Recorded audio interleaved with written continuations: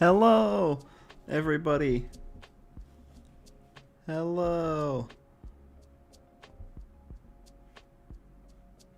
I am here. Totally forgot to tweet out and post on Instagram, so I was rushing to do that right before I started. But now it's all good. We're here. Got everything set up. Hope everyone is having a good day. Um, so, yeah. Welcome to the stream. If anyone is here watching right now, welcome. And yeah. So, in this stream, we're going to be checking out all the fall anime. Let me make sure. Let me make sure the thumbnail's right and and I'm live and all that. Okay, there we go. Everything checks out. Everything's good. Hang on one sec. Just opening up my chat. Okay, so everything's all good now. So we'll be checking out all the upcoming fall 2021 anime that are going to be starting, which I believe some of them have already started. I know 86 already started. I haven't seen the first episode of Season 2, but I'm excited, and I think Mushoku Tensei Season 2 starts tomorrow. So I am excited to see what other anime is coming out. I've only looked through this list a little bit. Here, let me... Oops, wrong button. This is the list. I've only looked through this list a little bit, so I don't know that many anime. I know a few that are coming out. I only know of like the ones that I put in my thumbnail. But besides that, I don't know any of the brand new anime that's coming out. So I'm excited to see what we have here. Because the only ones I really know about are the big ones like Demon Slayer, Mushoku Tensei, Komi Can't Communicate, and 86.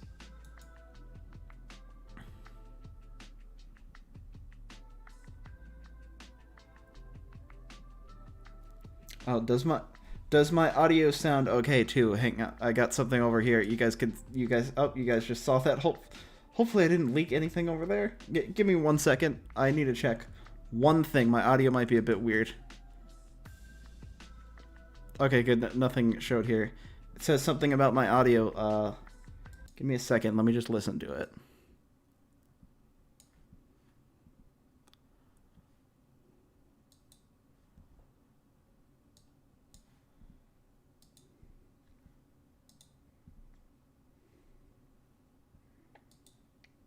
Okay, everything sounds fine to me. Should be. Okay. Sorry about that. Just had to check. Everything should be fine.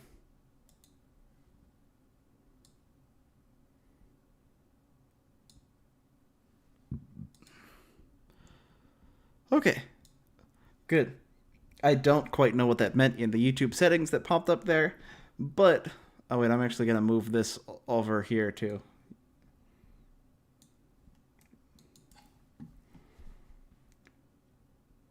But I think the audio is fine. Okay, so I guess we'll start off by just looking through the upcoming anime. Wait, hang on. Okay, hide all the ongoing ones. English. Okay. So let's get started. I mean, there's all the ones that I already know about, as we got Mushoku Tensei Season 2, or Part 2, which I'm really looking forward to this one. This one is probably the one I'm most excited for, just because I loved the first season, or the first part, or whatever. I thought the first part was really, really good, and I really enjoyed it. So I am definitely looking forward to that. I feel like on the sequels, I'm probably not going to read what the synopsis is, just because, I mean, even though it doesn't say these are spoilers, I feel like it might spoil the first season. So we'll just kind of go over those ones without reading the synopsis. But most of these, I think I'd like to read the synopsis for anyone who's interested. Or also, I don't know what a lot of these are about, so. Mushoku Tensei, Part 2. I'm really excited for. That's my most anticipated anime. And yeah, that one's going to be really good, hopefully. I think it will be. And then, I mean, of course, Demon Slayer. I feel like who hasn't heard of Demon Slayer? Hang on just a second. Just fixing my hair real quick. Yeah, I feel like most people know what Demon Slayer is. Like, I feel like if it would be weird if you haven't heard of it at this point. Because it's just such a popular anime. And I was just fixing some stuff over here.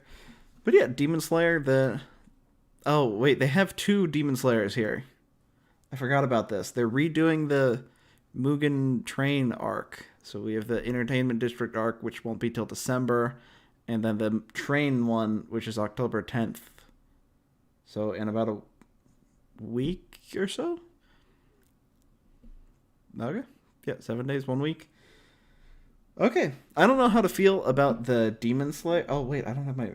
sorry, I forgot to unmute that so you guys can hear the music. Also, let me know if the music is too loud or anything. I will change it.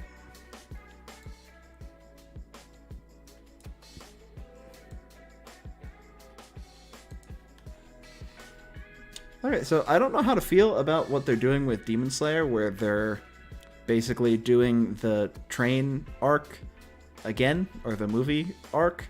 So if you don't know, they've released... or Demon Slayer aired, and then they released a movie, which was supposed to be the...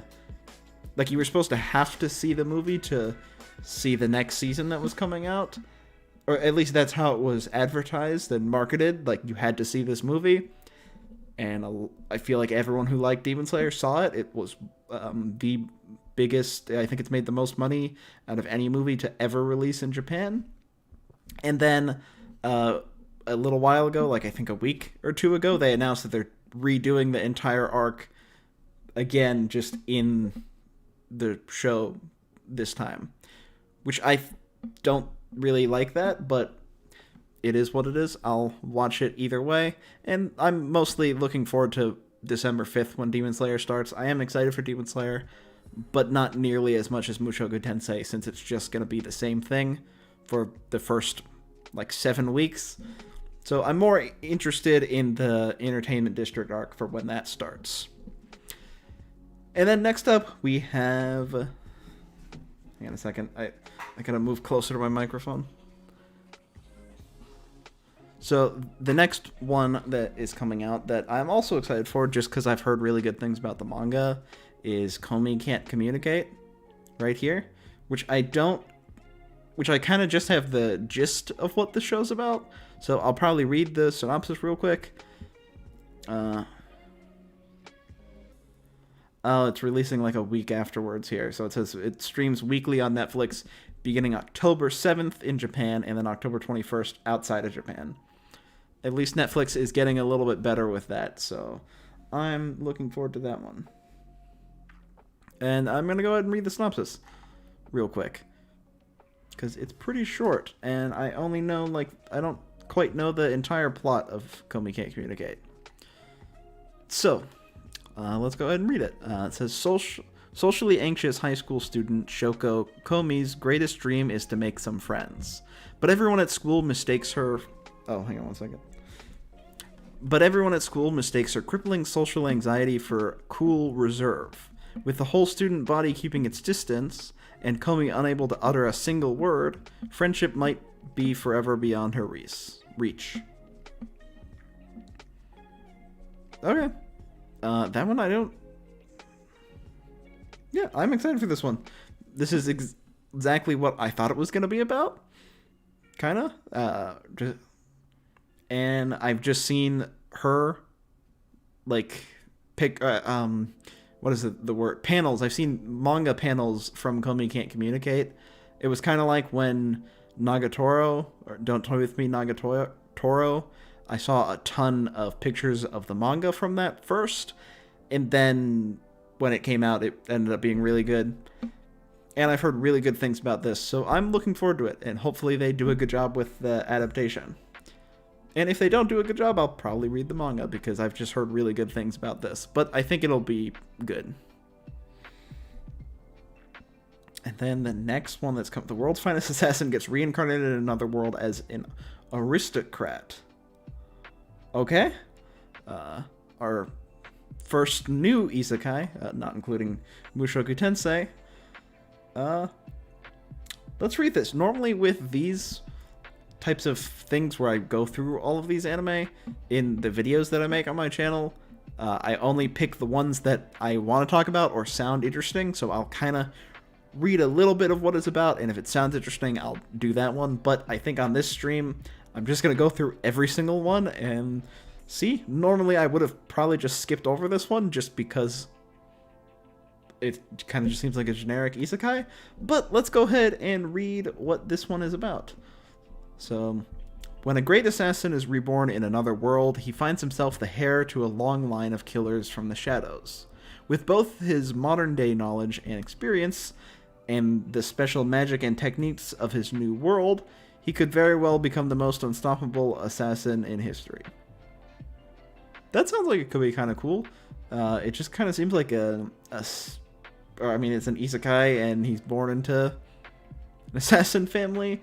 That, I think, could be interesting, because normally in isekais, they're reborn as, like, a hero or some person with, like, just some person with magical powers, which, I mean, this guy is, but an assassin seems very different from what you would normally see in isekai, so maybe it can be good, and I'm curious to see what this is about.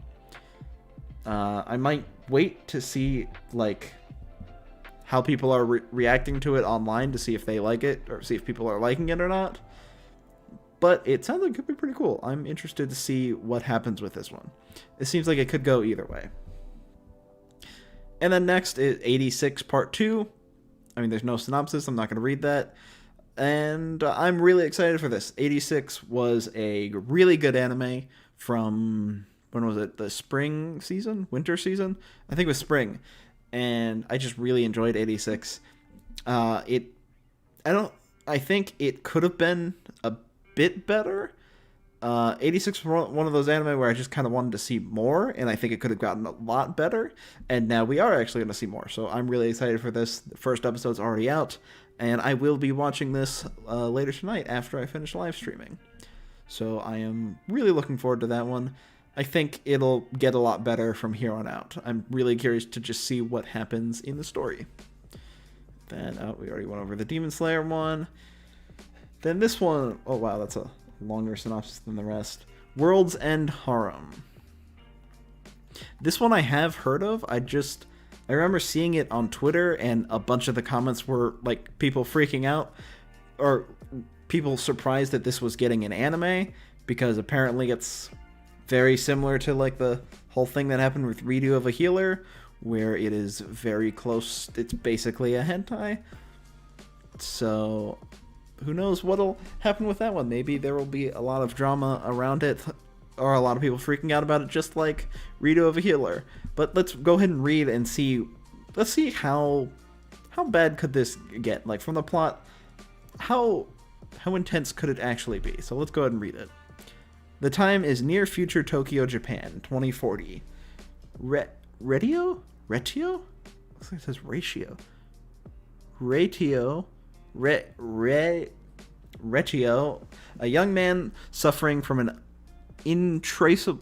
intractable disease, vows to reunite with his childhood friend Erisa and decides to cold sleep to cure her illness. Young man suffering from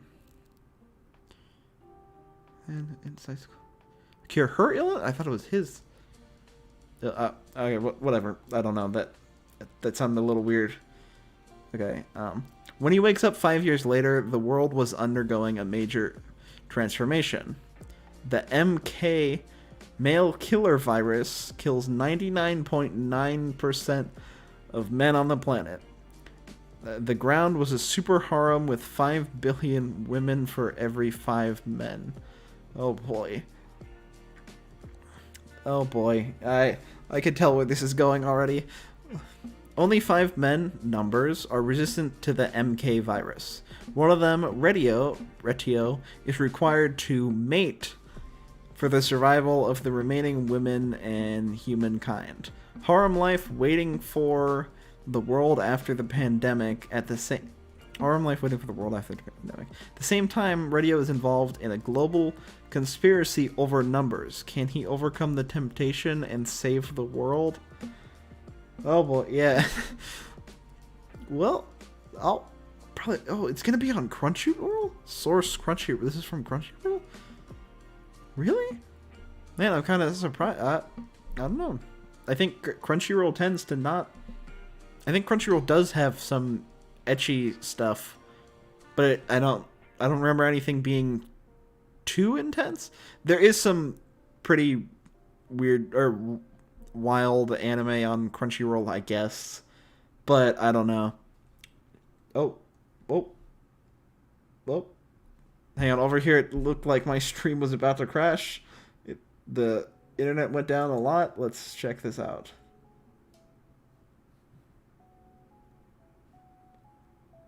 Okay. Well. Okay. The stream's fine. I thought that it was about to crash. But yeah, this sounds like it's gonna be pretty crazy. I feel like there's gonna be some people upset about this, but who knows?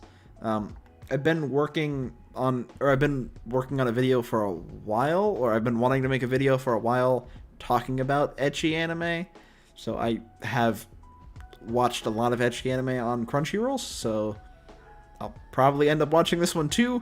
Maybe I'll include it in the video that I'm working on. It kind of depends on how good it is. Can you guys hear that? Yeah, I think my microphone's picking it up. My dog is barking at something. And hopefully it's fine. Hopefully no one broke in or anything. Probably not. But what's this next one? Oh my god. This is definitely another isekai thing based off of a light novel. You can just tell from the title. Banished from the hero's party, I decided to live a quiet life in the countryside. Okay. Well, let's find out what this anime is about. It says, you aren't really one of us. Unable to join the fighting on the front, not the front lines. Okay, the front. The hero Red is cut and cast out of his adventuring party by the leadership. Man, it was rough going for a while. There. Red has no idea how much of a panic his sudden absence has caused. He has been excitedly working towards the opening of his own little herb shop not far away. Do you think I could work here too? Lodging provided, of course. Suddenly a former companion and princess is in his home. A fun little herb business, a flirty home life with a tomboy princess. This unsatisfied hero's wonderful new life is about to begin. That, I'm gonna be honest, that does not sound interesting at all. It sounds like he opens like it says he opens an herb shop and then is just chilling. Like, that sounds really boring to me, but who knows? Maybe it will surprise me and be pretty good. Based off of this, I'm probably not going to watch this unless it turns out that it's really good. But who knows? I don't know. That just sounds weird. Or that just sounds really boring. Well, anyways, let's move on. This one, The Faraway Paladin, just looking at it and like looking at the art style, it looks really nice. Like, I really like this art style. It almost reminds me of Mushoku Tensei a little bit. I've never heard of this studio. Children's Playground Entertainment? And I want to see, what other anime have they done? Oh, I have never heard of any of these. Oh, I thought this said 2020, 2010. Okay. So it looks like they've only made these two anime. Well, the art style looks really nice, so let's find out what it's about. Oh, this is based off a light novel? I wouldn't have guessed that because it's just such a short title. Most light novels are just like really long names. Like this one, The Banished from the Hero's Party, I decided to live a quiet life in the countryside. But this one's The Faraway Paladin. Okay, let's read it. Oh, wow. Oh. Excuse me. Hang on one second, my headphone keeps falling out. Okay. In the ruined city of the dead, far from human civilization, lives a single human child named Will. His name's just like so... I don't know why I find that funny. His name's just super basic and doesn't sound Japanese at all. He is raised by 3 undead. Blood, the heroic skeleton warrior. Mary, the ladylike mummy priestess. And Gus, the crocher... What? Crotchety? Crotchet? I've never heard of that word before. Crotchety ghost wizard. The 3 of them each teach the boy what they know and pour their love into him. One day, the boy begins to wonder, who am I? Will uncovers the mysteries of the undead hidden in this faraway land. He learns of the love and mercy of good gods, as well as the paranoia and madness of evil gods. And once he learns it all, the boy embarks on the path to becoming a paladin. Huh. That sounds like this could be pretty good, actually. I'm really interested in this, and, like, I just want to see what happens. Yeah, this just seems like a really cool fantasy anime. So I'll probably check it out. It looks like it's on Crunchyroll. This one just looks cool. I'm excited for that one. Then this next anime I'm excited for, only because Platinum End is made by the same guy who made... What's the name of the anime? It's made by the same guy who made Death Note. And Death Note, I think everyone can agree, is just a really good anime. Despite how you may or may not, or looks interesting. Yeah, it does. Platinum M, I'm just excited for the... Or just because it's based off of Death Note. I think, regardless of how you feel about the ending of Death Note, I'm sure you can agree that it's a pretty good anime. I wasn't the biggest fan of the ending, but I think overall it's a really good anime. So yeah. Adam Knight, welcome to the stream. Hope you're doing well. Thank you. We're just checking out all the upcoming anime, and so I'm gonna go ahead and read this one. Let's see. Oh wait, while I was talking about this anime, you guys couldn't see it. I just realized that when I was reading the Faraway Paladin was what I was talking about earlier. This is the art style. The artwork looks really well. I realize you guys can't see whatever's on the left side because of my webcam placement. Well, that's good to know. Okay, so now moving on, let's check out what Platinum End is about. I have no clue what it's about. I just know it's made by the same guy who made Death Note. I will give you the hope to live. Kakahashi Mirai lost his parents in an accident and lived in misery with the relatives who took him in. Having lost hope in everything, he jumped off of the roof of a building on the day of his middle school graduation. But then he met an angel. Wow, that sounds pretty intense. It's gonna be on Crunchyroll. This sounds like something... I don't know the author's name. This sounds like something the guy who made Death Note would make. And like the character designs, like this looks like light with white hair. This one I'm just gonna watch just because I'm a fan of that guy. And it sounds interesting. And this one looks like it'll also be on Crunchyroll.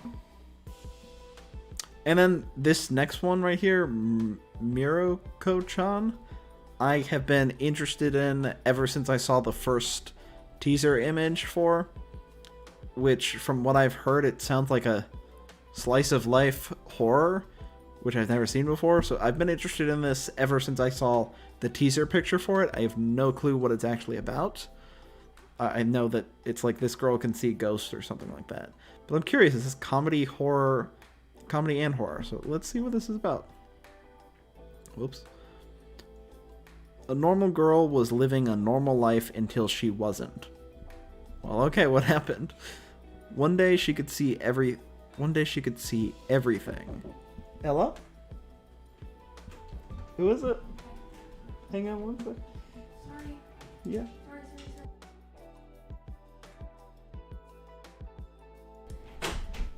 Sorry about that, guys. I'm back. Sorry, I thought I had to go for a second, but no. We're good. Sorry, I switched to the be right back screen real quick. But let's go ahead and read and continue reading this. Sorry about that. So, one day she could see everything. What's a girl to do when hideous monsters appear no matter which way she turns? And on top of that, nobody else can see them. Obviously, there's only one thing that makes sense. Ignore them. Okay? Kind of hard to put the theory into practice, though, when the ghosts know she's watching. This one, I'm checking. I'm probably gonna check this one out. It just sounds really interesting, and it sounds like it could be pretty funny. She's just trying to ignore all these ghosts and monsters that she sees. This one I'm interested in, and I just like supernatural type anime with like ghosts and stuff like that. I think they can be pretty cool. Sometimes they don't do a good job with it. But this one, I like that it seems like they're leaning into like the comedy aspect, because most horror anime just aren't scary and they just don't do a good job at being scary. So I'm glad that it sounds like it's kind of going to be more comedy too. So I like that they're going to try to do this instead. And then moving on, we have Talked OP Destiny. Okay. Oh, this is the one that I heard of. This is Mappa and Madhouse. This is the one that I've only heard of this one because I know that Mappa and Madhouse were working on an anime together.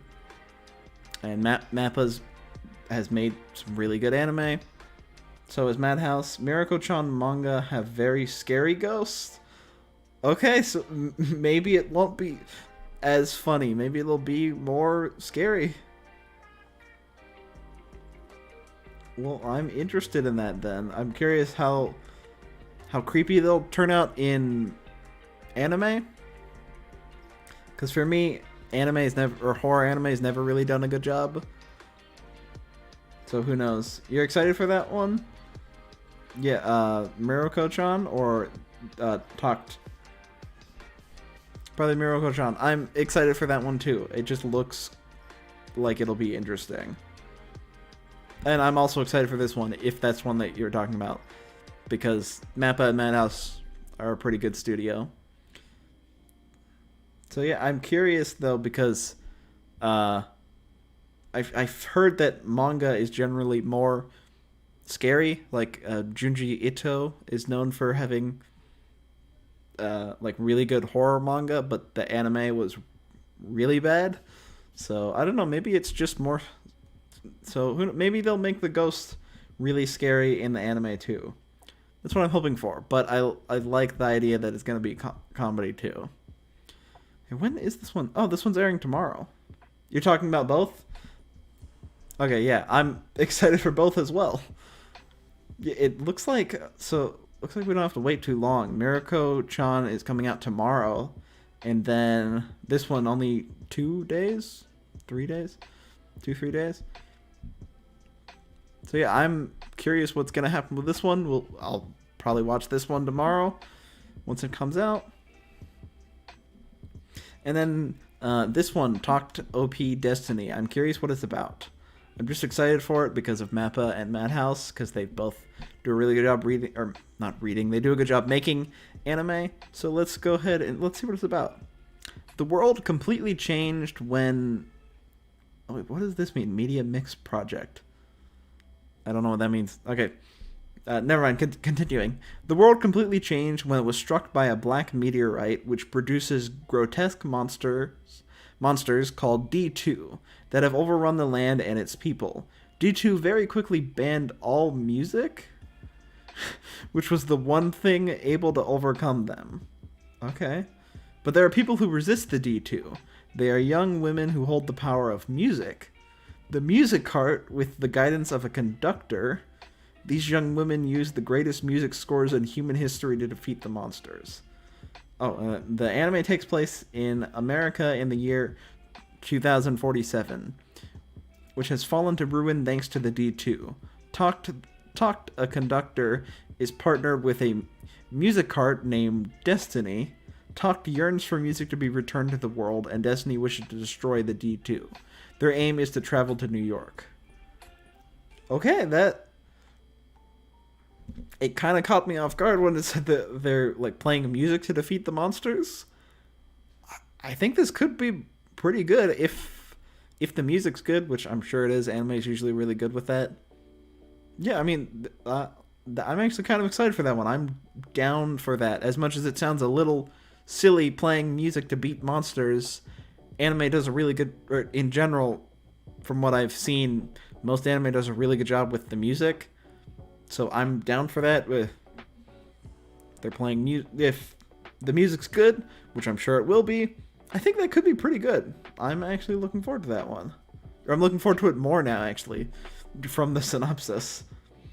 And Mappa and Madhouse are just usually make pretty good anime, so I'm curious to see what comes of this and what they make. I'm not entirely sure what mixed media project means. I don't know if it's because two studios. I'm not sure, because maybe this is an original anime. I don't know. I'm interested in this one though. It could be pretty good. So yeah.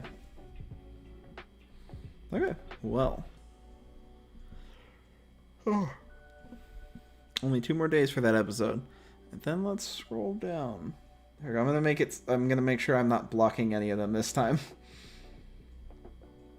Then Blue Period.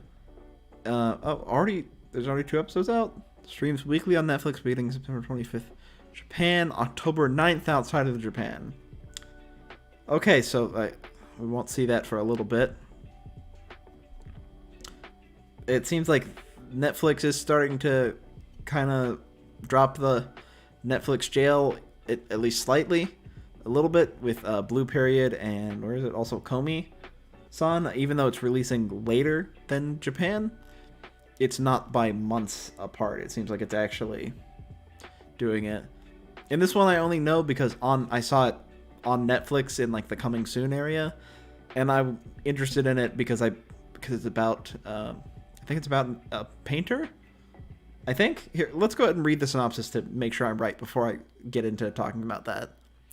The studious Yatora leaves a dry life of study and good manners behind for a new passion, painting. But untethering yourself from all your past expectations is dangerous as well as thrilling. So yeah, I was right. It is about a painter, and I mean, there's paintbrush lines there. This one I'm excited for because I like when anime takes something that maybe is not, like, something that's not that traditionally explored. Like, I haven't seen many shows about painting, for example. I like when anime takes something that maybe not that many people know a lot about, and maybe aren't that interested in it, and then make it more interesting. Like Haikyuu, for example. I had literally no interest in volleyball whatsoever, and then Haikyuu made me actually interested in it and did a really good job with it, and I loved Haikyuu. I thought it was amazing. So I like seeing just like unique, or what is it's a word that I'm looking for, like different, I guess, different, away from like the normal stuff. So I'm excited to see what this is about and see what they do with painting, because painting sounds kind of boring, but I feel like in anime, with the way they do like the visualization stuff, I think that could be pretty cool. I've never heard of Seven Arcs though, and I'm gonna see what other anime they've done. Just real quick, Tonikawa, that one's really good. I've never heard of any of these other anime though, but whatever, I'm still looking forward to it. So yeah, we'll see where that does. October 9th though, we gotta wait a little bit. about a week from now, but I think it'll be cool. And then next up, this is another light novel, isn't it? The Fruit of Evolution. Before I knew it, my life had it made. Okay. I wonder what this is about. Just from what I can see, I'm not interested yet. Like, I'm not that interested in it, but maybe I'm wrong. Maybe it'll actually be really good. So let's go ahead and see what this is about. Chihi Hiragi. Sorry that I'm probably butchering the way I'm pronouncing his name, or butchering his name. Chihi Hiragi is an unfortunate young man who is despised by his classmates because they consider him homely, chubby, and smelly. Homely? Okay. Chihi's luck goes from bad to worse when his class is transported to another world. But he finds himself alone in the wilderness and pursued by an amorous female gorilla named Saria. The disastrous lives of the unlikely pair take a positive turn after they ingest the legendary Fruit of Evolution, and an unexpected transformation takes place. Okay. From what I can tell from the cover, I'm assuming he turns into a girl. I think. Unless he's... Yeah, I mean, there's only girls on the cover, so maybe that's what happens? Okay. I'm not... That doesn't sound that interesting. It could be interesting, though. I think I just need to maybe watch the first episode or see a bit more of it. But who knows? And then moving on, my senpai is annoying. What is it? Is this like the reverse of Nagatoro? Hey, I made it. Kama, welcome. Thanks, man. Thanks for stopping by. And thanks for stopping by last stream, too. I really appreciate it. And I don't think I'm going to watch that. This one, yeah, I'm probably not gonna... I don't think I'm gonna watch it either. Unless it turns out that it's good. There are a few on this list that I kind of... I'm just gonna wait. See what people are thinking. Like, see what people have to say. See if anyone says anything online about it. But... probably am not going to check this one out. And then this one, my senpai is annoying, just seems like the reverse of Don't Toy With Me, Miss Nagatoro, where the senpai is annoying and not Nagatoro. So let's find out what this one's about. Comedy, romance, slice of life. Okay, this one looks like it could be fun, but let's see what it's about. You're here too. You're here to watch the whole thing. Okay, thanks, man. Yeah, I don't know how long the stream's gonna go for. Because there's kind of a lot on this list. Although I think down here I don't think we're watching whatever Gama-chan is. So, but yeah, let's see how far we get on this stream. My senpai is annoying is a cute slice of life. Okay, that's good to hear. Let's read the synopsis real quick then. Igarashi is a hardworking young office lady. Takeda, the senpai above her at work, annoys her constantly, and yet she finds herself growing closer to him. Every day is filled with comic mishaps and romantic moments as Igarashi tries to balance work, life, and love. That one does sound super cute, just from the description. So yeah, I'm excited for this one. It does look like a cute slice of life. And yeah, I've never heard of this studio either. Doga Kobo. Hang on, I'm gonna see what other anime they've made. What's this? Isn't this Umaru-chan? My two-faced little... What is this the translation for Umaru-chan? I've heard of this one, but... okay. Osamake. I really like that one from earlier this year. How heavy are the dumbbells you lift? I watched some of it. I don't think I finished it, but it's decent. What else have they made? Well, the studio seems like they've made some decent anime in the past. I've never heard of a lot of these. Oh, they made a lot of anime. Okay, well, Well, it looks like they've made a lot, so I'm looking forward to this one. Yeah. So I'm gonna have to like make a list of all these anime afterwards. Um, okay, and then moving on, Restaurant to Another World 2. I've seen this one on Crunchyroll a lot, like, or it just pops up while I'm scrolling through there. Oh, I think the music stopped, didn't it? But yeah, I've seen Restaurant to Another World pop up on Crunchyroll a lot, but I wonder how good it is. I mean, I hope I don't spoil it by reading the synopsis. I don't think I will, because I mean it's a restaurant isekai. So I'll read through this, even though I haven't seen the first season. The restaurant is opening up again with new characters and new dishes. Oh, hang on. There's a certain restaurant in the first basement level of a multi-tenant building in one corner of a shopping street near the office district. The historical restaurant, marked by a sign with a picture of a cat, is called Western Cuisine Nekoya. The restaurant looks completely normal through the week, but on Saturdays it opens a secret exclusively to some very unique guest. During these hours, doors in various areas of a parallel world open to allow customers of many different races and cultures into the restaurant. That sounds interesting.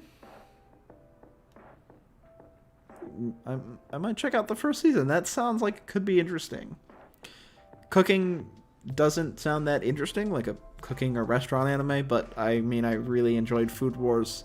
So maybe they can do the same thing. Maybe they can make cooking interesting, or cooking interesting like Food Wars did. But yeah, that sounds really interesting. Like it's a restaurant where all these people from different worlds or parallel worlds come in. That sounds like that could be cool. I might check out the first season then. Then moving on, we have World Trigger Season 3. Restaurant to Another World always makes you hungry. I could see it doing that to me, too. So I'm assuming then that the food looks really good. That always happened to me whenever I watch Food Wars. Oh, man, there's already an episode out now. I'm looking forward to it, but I feel like it's going to do the same thing to me. It's going to make me really hungry. Okay, yeah. Well, I'll watch it anyways. And then the next one is World Trigger Season 3. World Trigger, I really like. I'm really looking forward to this. Comes out next week. Yeah, I'm just really excited for World Trigger. I really liked the first season. Then the second season was really, really good. They really stepped up the animation. And this is an anime that I feel like not many people have watched. So if you haven't seen it, I would recommend checking it out, although it does have a lot of episodes. And this anime is probably the most improved I've seen an anime get, because the first season, the quality is not the greatest. But it slowly, it's interesting because it slowly gets better and better throughout the first season. Season 2, episode 1 is about cheesecake, the Restaurant to Another World one. Okay, I don't really like cheesecake, so maybe that one won't make me hungry. But I'm gonna have to get caught up on that one. I'll probably watch the first season here soon. But I'm looking forward to that one too. But anyways, about World Trigger, it just slowly gets better and better. Season 2, it was an ongoing anime for the whole first season, and then they stopped doing that. And then Season 2, it was like a few years apart. And Season 2 came out, I think it might have been earlier this year, actually. Earlier this year, and the quality of the anime was amazing, and has some of the best fights and animation of this year in anime. So I'm really looking forward to Season 3, and I think it'll be good.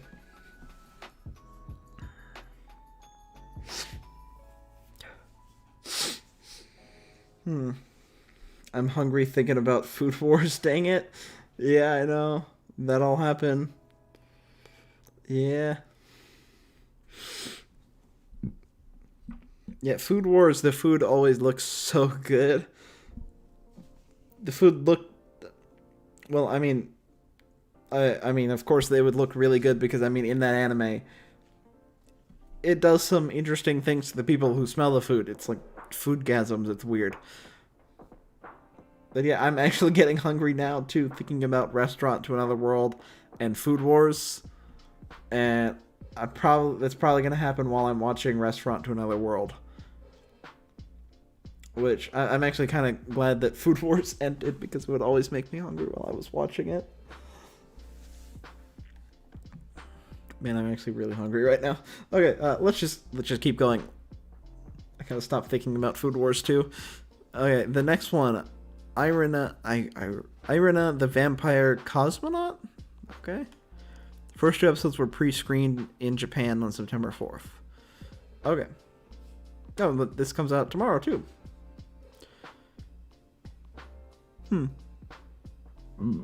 The space vampire show. Those are two things that I never thought I'd see together, like space vampires. Okay, let's see what it's about then. Set in a fictional world. I mean, of course it's set in a fictional world. Like, why does it have to specify that? It's an anime about a vampire cosmonaut. Of course it's set in a fictional... never mind. Oh, I guess it's trying to tell us that it's not set in the real world. Like, as in, it's not set in, like, where we live. It's just, like, a world that's completely fictional. Whereas, it's not, like, fictional Japan. It's fictional. It's a completely fictional world.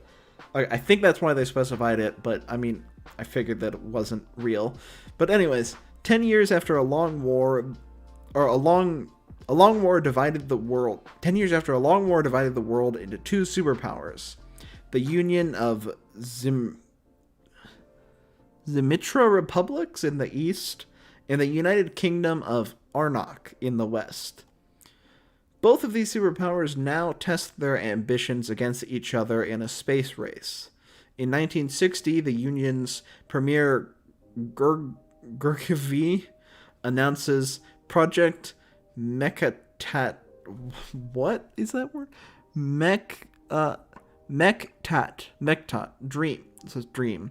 A prestigious plan to launch manned missions into the final frontier. To this end, the Union establishes the isolated city of Laika 44, where cosmonaut candidates compete for planned manned missions to space, and scientists develop the technology to make it happen, all in an environment of secrecy. Okay, the story centers on Lev Leps, a backup astronaut candidate, and his new companion, the vampire Irina Ruminescu. I'm sorry, I'm completely mispronouncing all these names. As part of a daring new operation, Nosferatu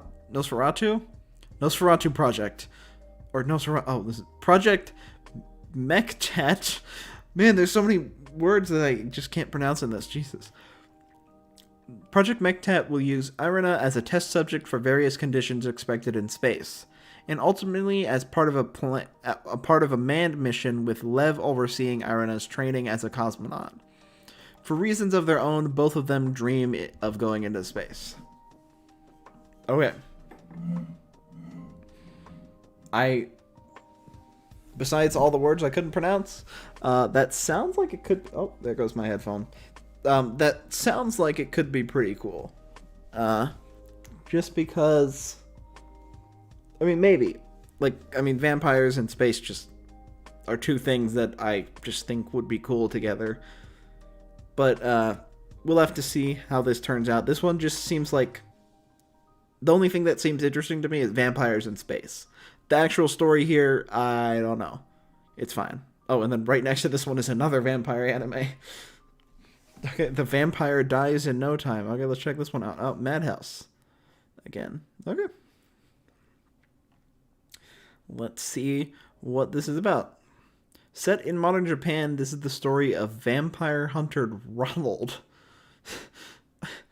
It's just like that name, Vampire Hunter Ronald, who enters the castle of Draluk. Draluk? Oh, I get the immortal father of all vampire kind. Draluk, however, is actually the weakest vampire of them all, and he constantly dies and turns to ash.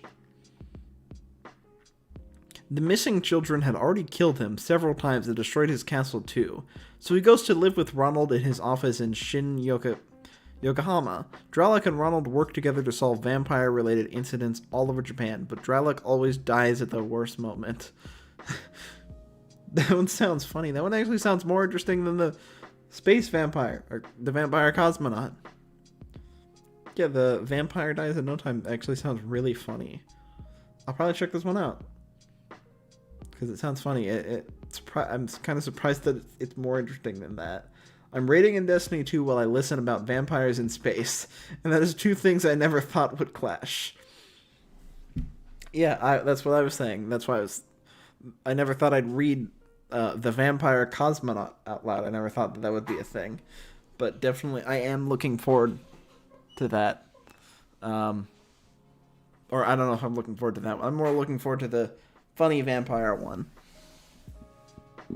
And I hope your raid in Destiny 2 goes well.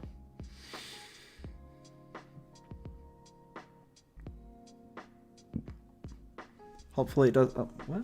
Oh, sorry. I thought you said something else on there. But yeah, vampires in space doesn't seem like something that would go together. But who knows? Maybe this one will do it. This one to me just sounds more interesting, though. The funny vampire one. And the next one... Oh, this one's not going to be... I think out of all of these, this is the one that is the furthest away. This next anime, Ranking of Kings. But it's done by Wit Studio, and Wit always does a good job with their anime. Hang on one second, just gotta drink some water.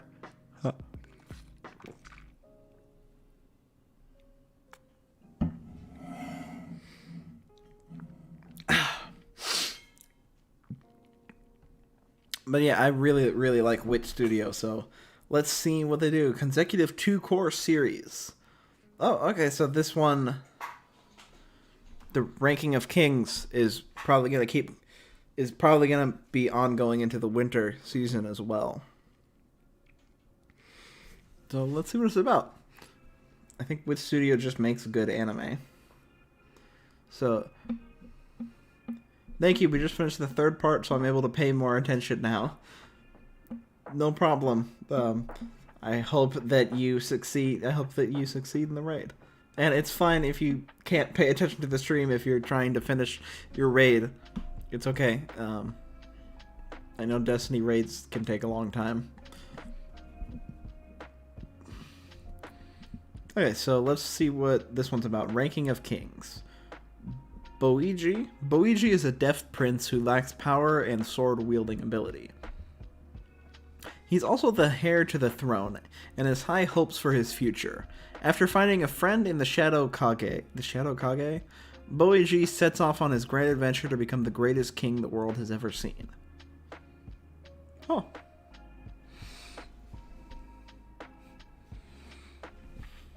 Digital manga? What does that mean? Okay. This is based off of a digital manga. I'm guessing it's a manga that's online or something. But okay, this sounds like it could be interesting. I feel like this didn't give us a whole lot of information, but I am interested to see what happens. And like with this guy, he's a deaf prince who's gonna go off on an adventure. I'm curious to see what happens, and I'm curious to see how they do like him as a deaf person. Like I'm curious. Yeah, I'm just curious to see what they do with it. I know. What's the name of it? A Silent Voice did a really good job with showing what, like the stuff that or the struggles that like a deaf person has to go through. So I'm curious to see how Wit tackles that, and I'm curious to see how well they do it. I'm sure that they will do it well. Wit Studio just makes really good anime, so we'll see. Then moving on, here we go. Taisho Otome Fairy Tale. Okay. Well, let's see what this one was about. I've never heard of this studio either that's working on it. Yeah, let's see what the studio is. Oh, they made Battle Game in 5 seconds. Okay. I really enjoyed that anime. That one, like, just recently ended. I really enjoyed that one. And then, what else did they do? Have not heard of any of these anime except, where was it? I've heard of Initial D, but this sounds like this is a spin-off of the whatever Initial D is. But okay, this is the same studio that made Battle Game in 5 seconds. Well, this from the title, it sounds like it's going to be very different from that anime. So let's go ahead and read what it's about. The setting is the Taisho era. Tamahiko, a young man who disappointed his parents after losing the use of his right hand in an accident, is forced to move out of his home under the guise of rehabilitation. Resentful of everything in life, he becomes withdrawn and pessimistic. When one day a woman named Yuzuki knocks on his door, she claims she has been sent there by his father to be his bride. The beginning of a Taisho love story in Japan 100 years ago.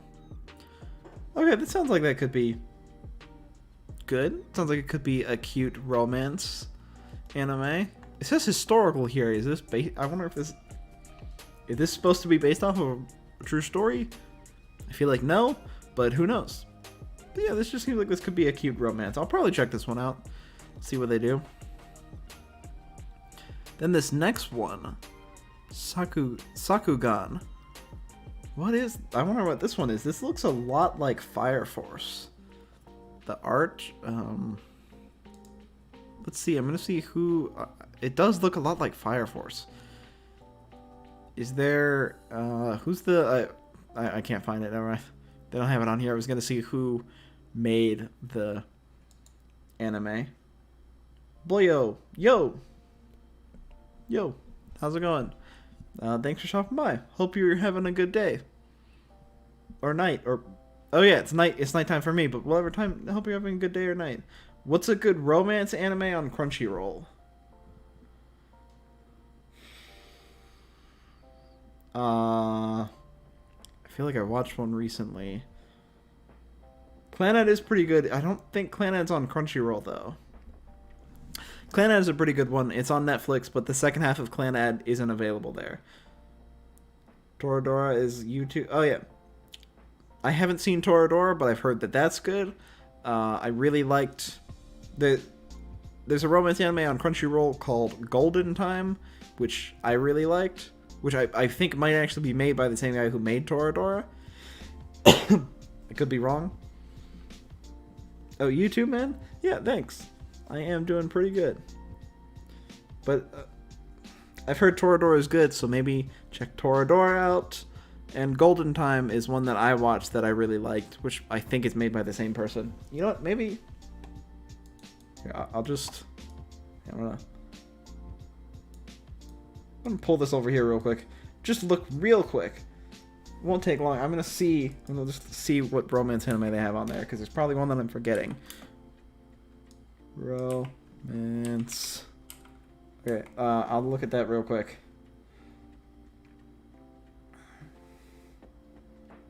Okay, one pretty good romance series, which Golden Time is amazing. Two, it is on. Yeah, I think it is made by the same guy. I really like Golden Time. Golden Time's really good. Another one that is pretty good is My Teen Romantic Comedy Snafu, which that one has 3 seasons. That one ended recently, which I really like that one. And Tonikawa is a really good romance anime on there. And then I'm not really seeing much else. Oh, Kaguya-sama. Kaguya-sama Love is War. Really good romance. And then, yeah, I think that's... I would recommend checking out one of those. Kaguya-sama Golden Time. Kaguya-sama Golden Time. And maybe Toradora. I haven't seen it, but that might be good. So, yeah.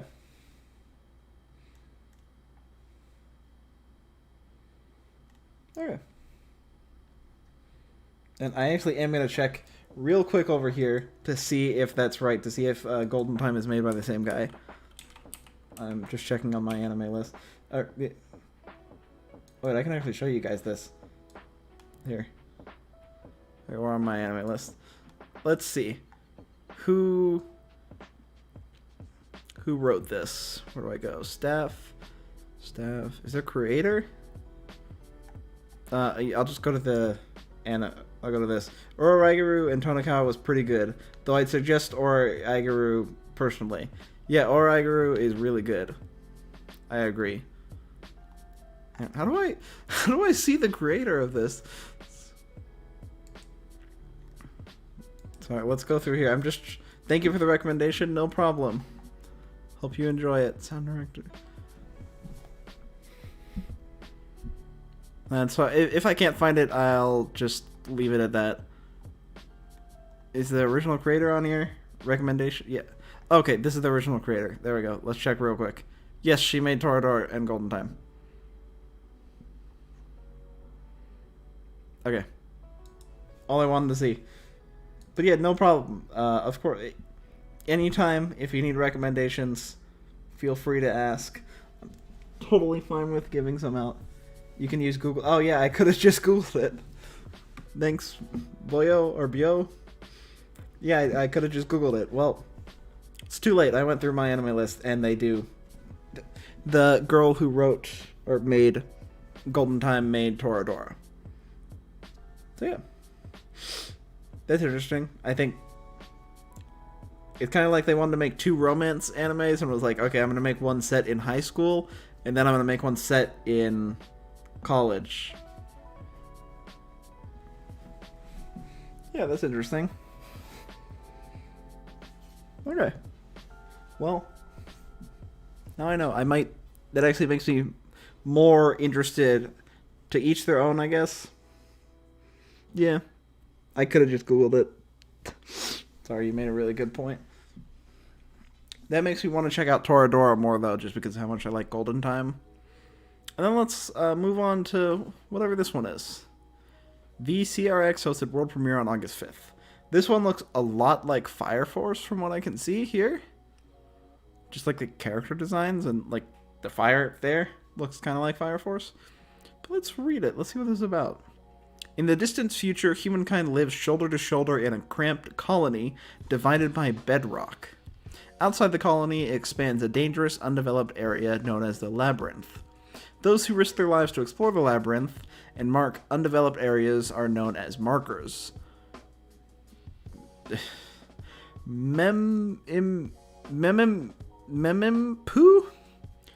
Man, I cannot pronounce these Japanese names. Memimpu is a young girl who wants to become a marker, and Gangumbur is a man who quit being a marker. The ragtag father and daughter team are about to take on the Labyrinth. If there is no path, then dig one. Okay, this sounds interesting. I'll probably check this one out.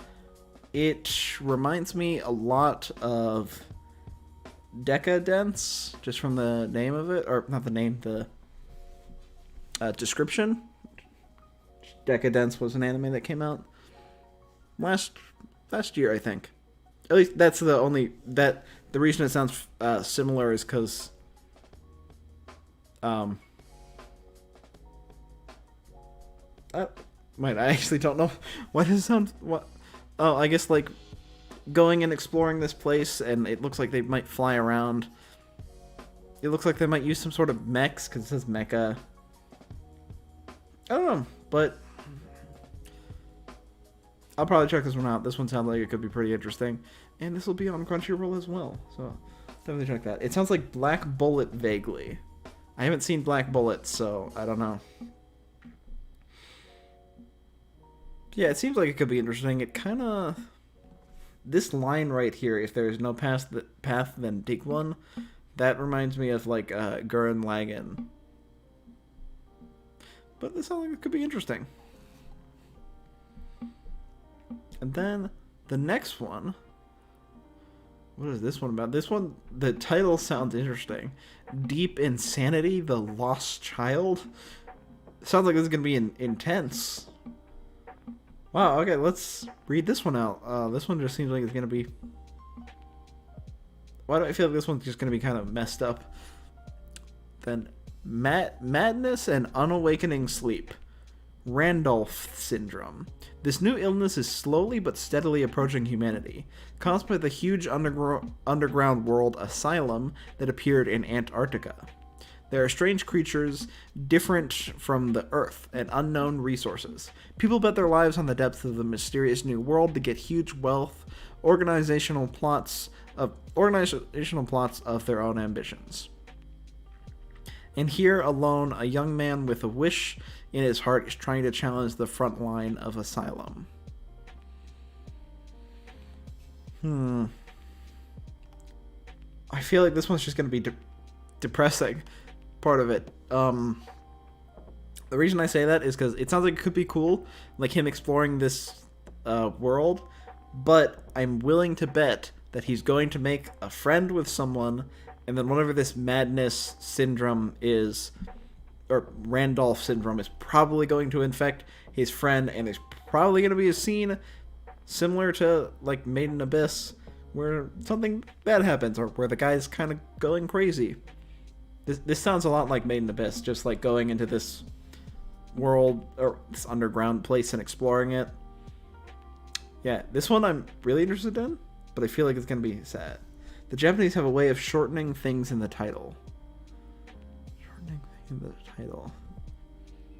I'm not sure I get that. They're shortening things in the title. I'm not sure I understand what you mean by that.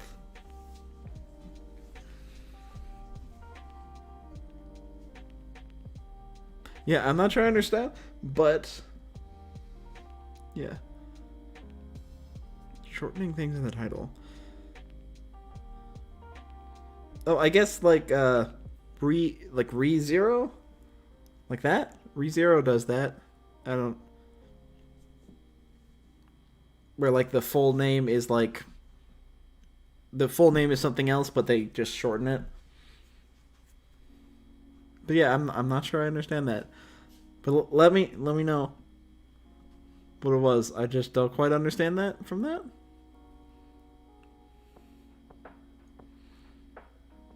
Okay.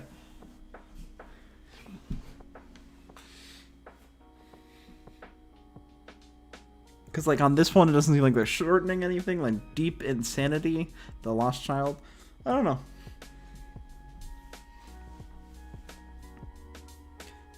Bad word choice there. But say a person was reincarnated in another world and ate cheese. It would be like, I ate cheese in another world. Sorry for being confusing. Okay, no, I get it. That makes sense. Okay, I do get that. But yeah, it's okay, don't worry about it. I know there's only so much you can, like, communicate through, like, just the chat. I'm sure some stuff doesn't translate too well. Mixed Media Project is from Games Music Group or Many Stuffs. Games Music Group, okay. Thank you for answering my question from, like, a while ago. Don't remember when that was, but thank you. Which one was Mixed Media Project? And I'm going to find that one real quick. Mixed Media Project. Okay, so this is from Games, Music, Group, or Many Other Things. Okay, I wonder which one it's based off of. Like, I wonder if it's based off of a game or not. Yeah, thanks for answering that question.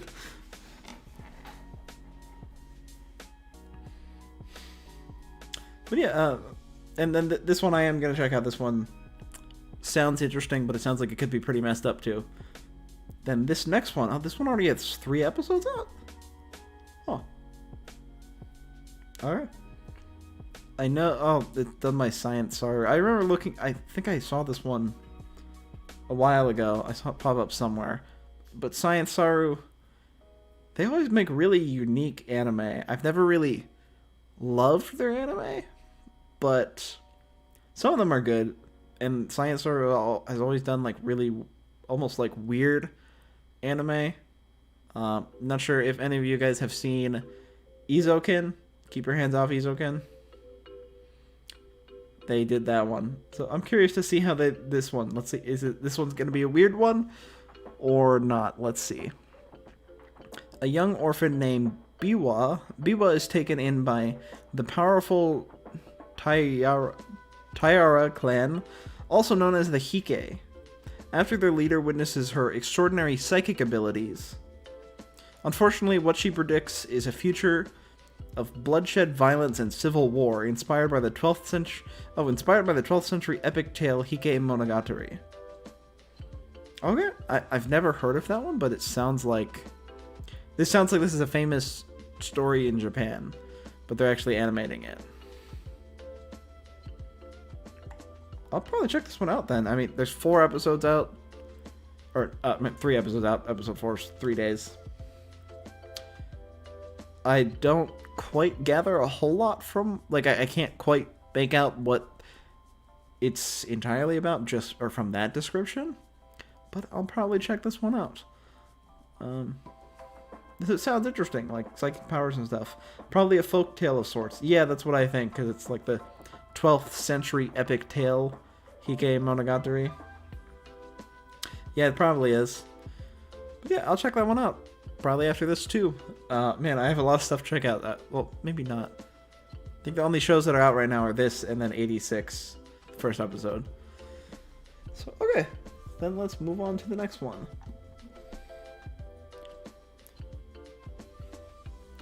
Build Divide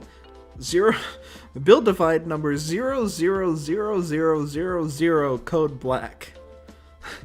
Okay. Code Black, I feel like I've heard that before at the end of a show. I feel like there's an anime like that. Maybe this is in the same universe, or maybe it's just a coincidence. Maybe that's just a naming thing with anime. But let's see what this one's about. I can see the path to victory. This time I will defeat him, so bring it on. Accept Bloom Soul Wager. That sounds like a move that he's using. In a city where the king reigns supreme, your strength in Build Divide determines everything. Neo Kyoto. There's a rumor circulating in Shin Kyoto. Anyone able to defeat the king in Build Divide shall be granted whatever their heart desires. In order to challenge the king, one must first enter the battlefield known as Rebuild. Why is all of this spaced apart so much? There they will have to complete the key. Everyone has a wish they hope to have granted. Okay, complete the key. The young Teruto Kurabe vows to defeat the king so that he can get what he longs for. He, with a little guidance from the mysterious Sakura Banka, dives headfirst into the Rebuild battle. Now the city of Shin Kyoto is the stage and Build Divide is the game. Watch as the battle unfolds for Teruto and his friends. Huh. That's interesting. What Build Divide? That sounds like a video game of some sort. And it looks kind of cool. That's kind of interesting. It kind of sounds like, I don't know if it sounds like it's like a real game. It doesn't sound like it's like SAO where it's like digital or whatever. But this sounds like that could be interesting. I'm curious to see what Build Divide exactly is. Like, what is the game? How do you play it? I mean, maybe they explained it here. You know, they don't quite explain it here. It just says you have to complete the key. So, oh, it says game up here. So yeah. So yeah, I'll check this one out. I'm interested to see what exactly it is, but I think what the game is and how they do it will determine how good it is. Oh, it's an original anime too. But yeah, I think if the game's too complicated and stuff and hard to follow, it may not be as good. But whatever, I'll check this one out. Then next, okay, it looks like we have a mecha anime up next. The Move Love Alternative. Okay. That's based off a visual novel. Sometimes the synopsis just don't do the anime right. Yeah. Sometimes these synopsis don't explain that much, or some of them may not make it sound very interesting, and then it's actually a lot better than it actually is. But yeah, some of them I just don't think they just don't do a good job explaining it. But other ones do, but sometimes. But yeah, I agree with you. Sometimes the synopsis just does not do a good job to sell the anime. But with that said, let's read this synopsis and see. Let's see. This Muv-Luv Alternative. A story of the bonds between those who fight in a world pushed to its limits. On one of the countless parallel worlds that exist throughout space-time, humanity has fought a decades-long war against the Beta, hostile extraterrestrial invaders. Using humanoid fighting machines called tactical surface fighters, this is a story of how humanity lives and dies while on the brink of extinction. Okay, yeah, I think this is another case where the synopsis doesn't do the anime justice. That didn't sound that interesting. But I mean, who knows? They could do something cool with mecha and aliens. I feel like that can either be really cool and really good or really bad, so who knows? This does kind of seem like... Yeah, I don't know. We'll see. That one doesn't sound like the greatest, but I may check it out. It'll be on Crunchyroll in about 3 days. Okay. Yeah, I think especially with mecha animes, the synopsis doesn't always explain it too well. We'll see. I feel like I've heard this story 5 times over before. Yeah, mechs versus aliens. Yeah, probably have. Also, this poster, like the poster style, I feel like I've seen this a lot before, where it's like this guy on the front and that, like in the background, there's a mech. This looks like the poster for another mech anime that came out last year or this year that wasn't very good. There's another show called like Back Arrow, which I didn't think was that good, which is a mech anime. But yeah, the mech anime, they do kind of do the same thing over and over again. What is this one? Oh man, oh boy.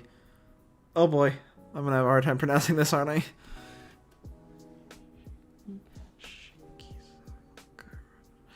Shikizakura. Okay. Muv-Luv Alternative is the third Muv-Luv anime. Oh, it is?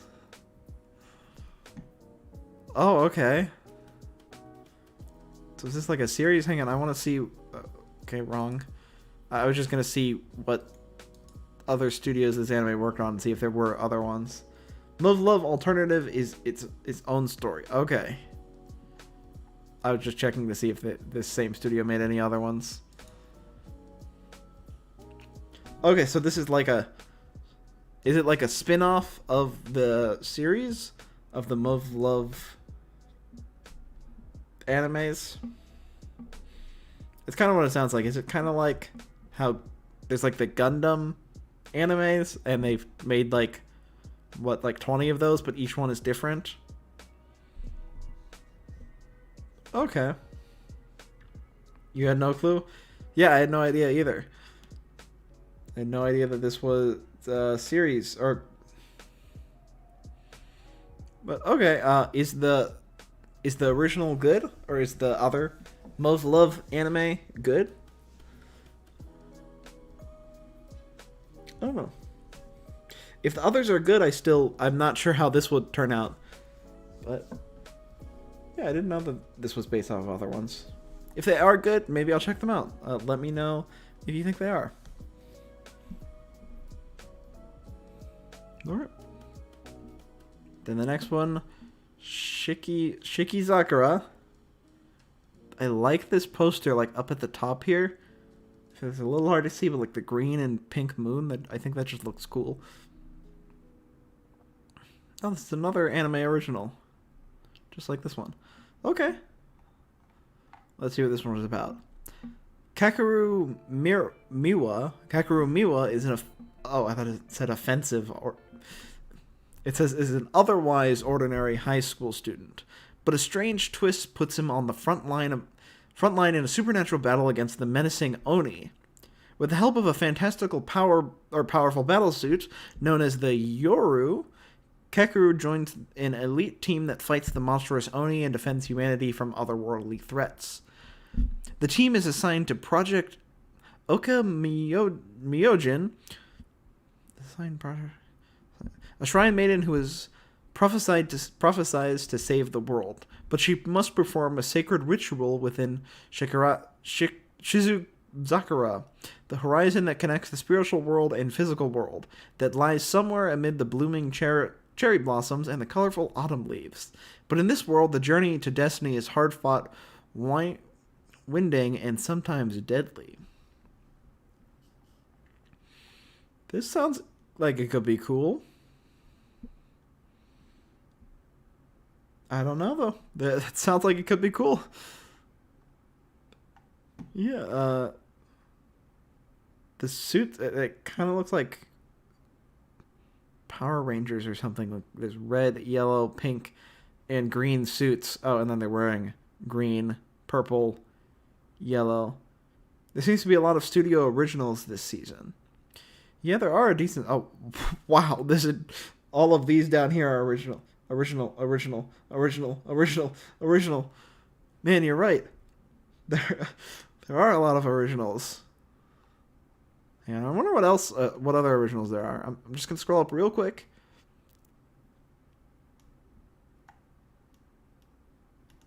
I wonder why it's like that. It's like they put all the originals down here for. No. Yeah, there are a lot of originals though. You're right. They put all of them down here.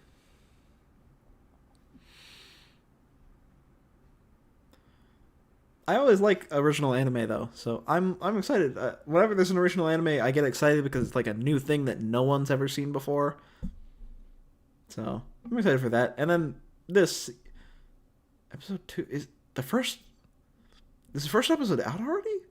Oh, I guess I'll watch that. Yashahime Princess Half Demon, the second act.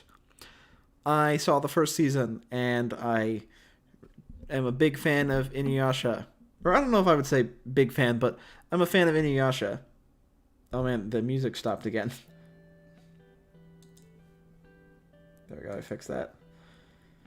So yeah, I'm looking forward to this. I'm gonna watch it. Man, World End Harem gonna be wild. Yeah, I know, I was taking a look at that earlier. It was like one of the first ones on here. Where is it? It's pretty high up, actually. Yeah, that one does sound like it's gonna be wild. I was reading it. It definitely is. I'm curious to see what people have to say about it. Like, I wonder if Twitter's gonna be upset about that. Because it does sound like it's gonna be pushing it a little bit. Like, pushing the... It kind of just sounds straight up like a hentai. Oh, it's sorted by popularity. The ones that already have a medium, etc. manga, light novel, or web novel tend to have more fans than originals. Oh yeah, it is sorted by that. Okay. That does make sense. True. But yeah, that does totally make sense. The ones that are the original ones are lower because they're not as popular since no one's ever heard of them before. It's semi-porn. Yeah, basically.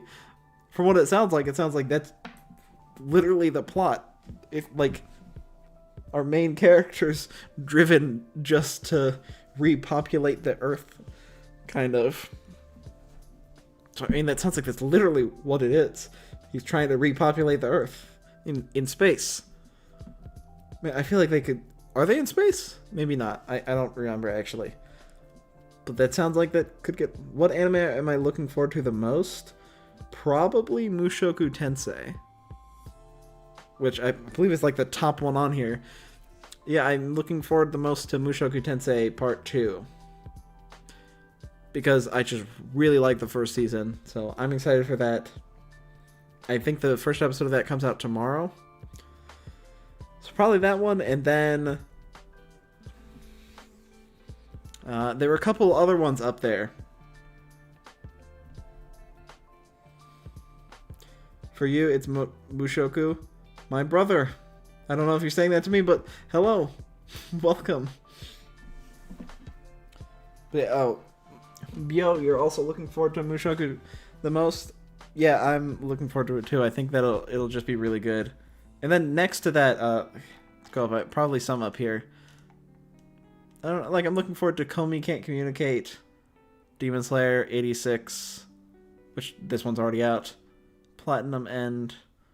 Most of the ones that I put in the thumbnail were probably the ones that I'm most looking forward to. But while we were going through here, there were quite a few ones that I had no idea about that actually sound pretty good. So yeah. But yeah, Mushoku Tensei, probably my most hype one.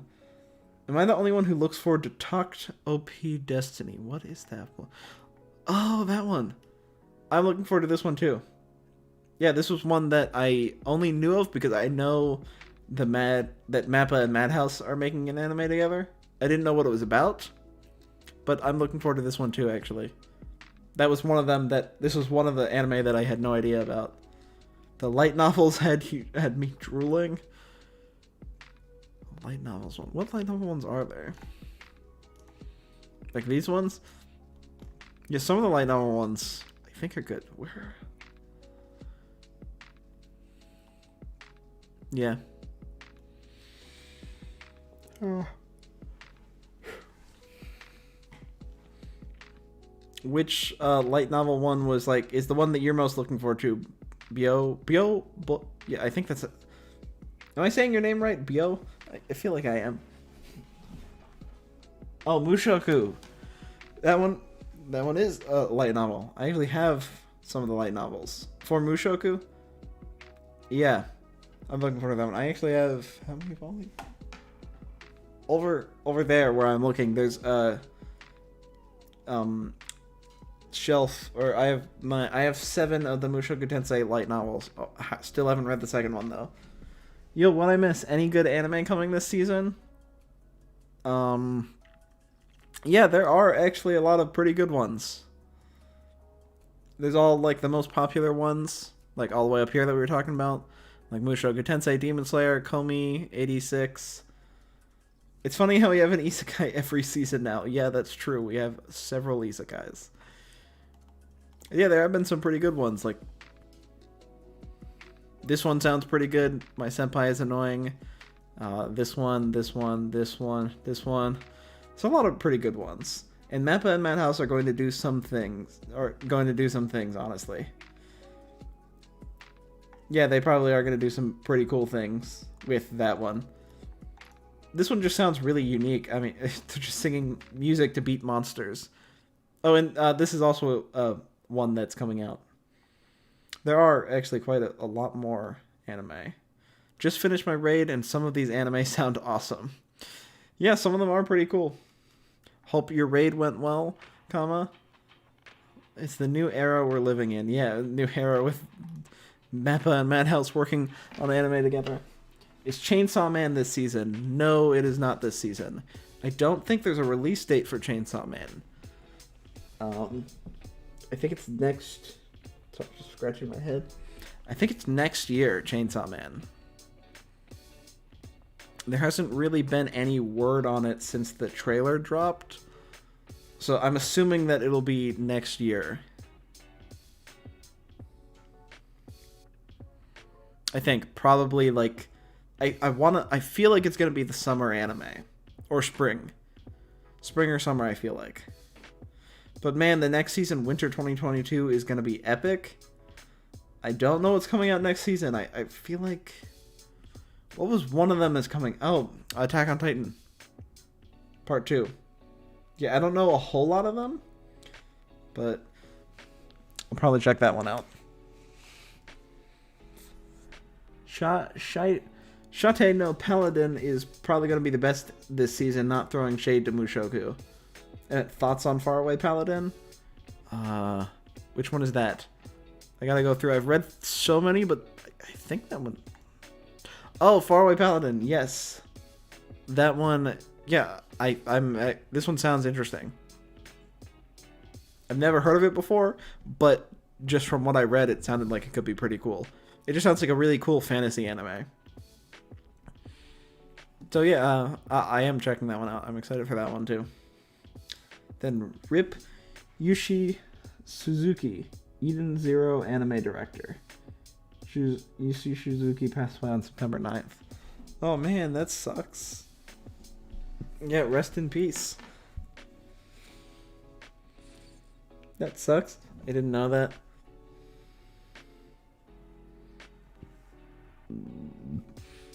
Eden Zero was pretty good. That definitely sucks. Dude, it feels like it's 12:30, but it's only 10:30. Yeah, I know, it does feel kind of late. I read the manga and it made me cry man tears. I like that. I like that saying, man tears. Man tears. Wait, which manga? The Eden Zero one? I haven't read that yet, but I've heard that it gets dark. What anime is the best for you last season? What was the best for last season? Why don't we just go check? I'll go back. I'll come back to my fall anime, but let's go back. The best anime for last season. Let's see. All of these, which one's the best? Which one for Isekai? Yeah, it's fine. I'll tell you. Give me 1 second. My favorite anime this season or last season, summer, was probably Slime. Shate no Paladin. What made you cry? Oh. Is this one going to be sad then? Oh boy.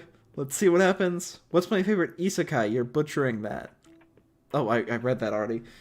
Yeah, you are spelling erase.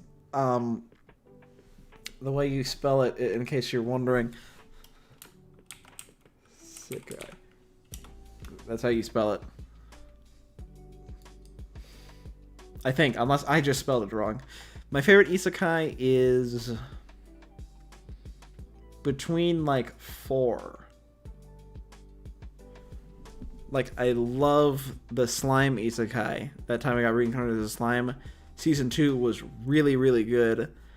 And I also love ReZero.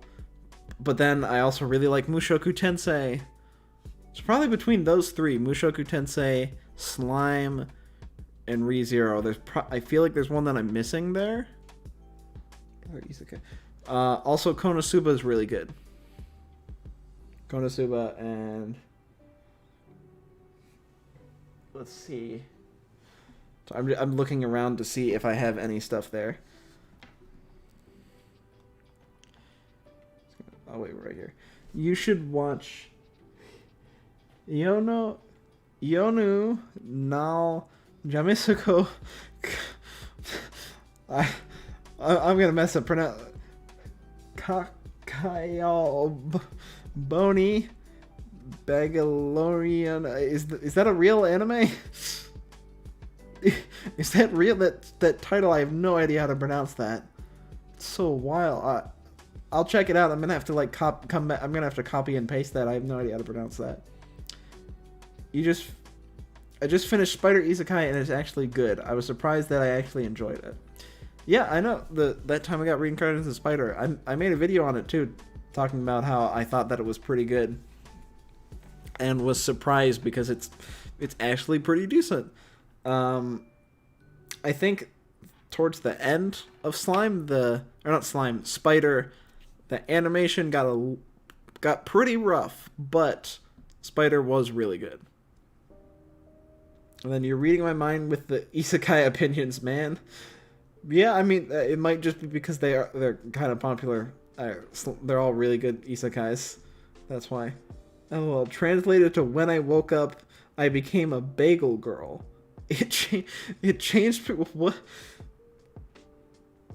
I could pronounce that, but that sounds even more confusing. What's that about? She woke up, she became a bagel girl? Like a girl who makes bagels? Or a literal bagel? I'm assuming that it is someone who makes bagels. I'm assuming it's not like a bagel isekai where she turns into a literal bagel. Well, whatever it is, I'm gonna check it out. It changed you? I'll definitely check it out then. Korean? Yeah, it might be a Korean anime. I mean, by whatever the translation is, it kind of sounds like it. It might be. that might be why I've never heard of it, if it's like a Korean anime. Which I didn't know, Korean anime actually has like... there's an actual name for Korean anime. It's not just like Korean anime, it's... I wrote it down, I think it's like... something like Haku Ani or something like that. I wrote it down somewhere, but they have a completely different one. It sounds different, kind of wacky. Sounds like a different kind of wacky. Yeah, it does. It is a little wacky. My favorite show at the moment is between Noragami and Reincarnated as a Slime. Those are both pretty good. I like Reincarnated as a Slime a bit more, but Noragami is still pretty good too. A bagel girl is a woman with an adult-looking body and a childish facial features. Okay, so I was way off. Adult-looking body and childish facial features. Okay, yeah, I was way off with that one. I thought she turns into a literal bagel that you eat. Okay. Well, I'll check it out then. And yeah, it's Korean. Okay, I wanted to check out some Korean anime. So I'll probably check that one out then. I'll have to write it down, the bagel person. Or... I need Black Clover back. I missed it so much. I looked forward to every week for 3 years, and now that it's gone, I feel kind of empty. Yeah, Black Clover's pretty good. The manga's really good though. I don't know if you check that out or if you read manga or not. That one's pretty good. Wait, what happened? Does this update in real time? Sorry, these switched around, the anime that I hear. But yeah, Black Clover, the anime was really good. I get what you mean though. I felt the same after it ended.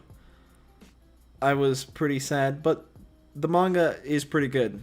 And I'd recommend that if you are missing it and you want to check it out. The manga's pretty good. Like, where it's at now is really good. But I agree. I do miss the anime, though. The anime was really good, and I felt the same when it ended. I felt empty. You read the manga, but it can't replace the anime. Yeah, I guess that's true. The anime was really good, and I felt the same way when it ended. I felt kind of empty. But they're making a movie, which I'm looking forward to. I still can't get his screaming out of my head. Yeah. Yeah. Asta's screaming was kind of annoying, but I think it gets better as the anime goes on, and I still like him, even though he screams and is pretty loud. Hey, well.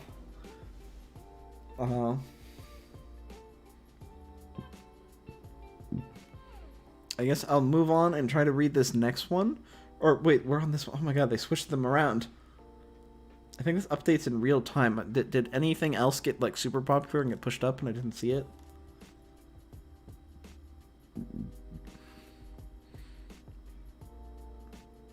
Oh yeah, Slime having a movie, right?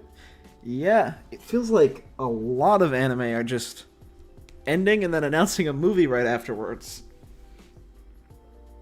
And I'm pretty sure that that's because of Demon Slayer, or the success of the Demon Slayer movie, probably. But yeah, Slime is making a movie. Really? Yeah. It is. They announced it after the second season ended, like the same day it ended. There's an announcement. I think they even showed like a teaser picture. Let me see if I can have it. Here, I'll open this up. Let me open this up over here.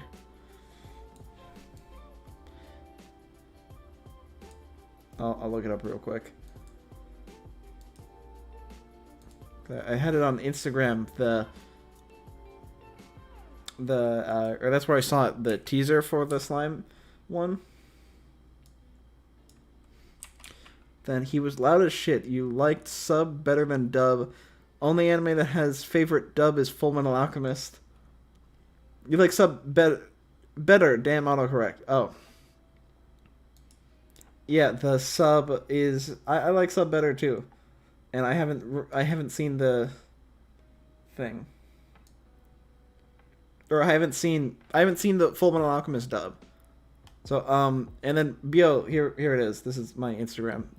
I follow this site or this people.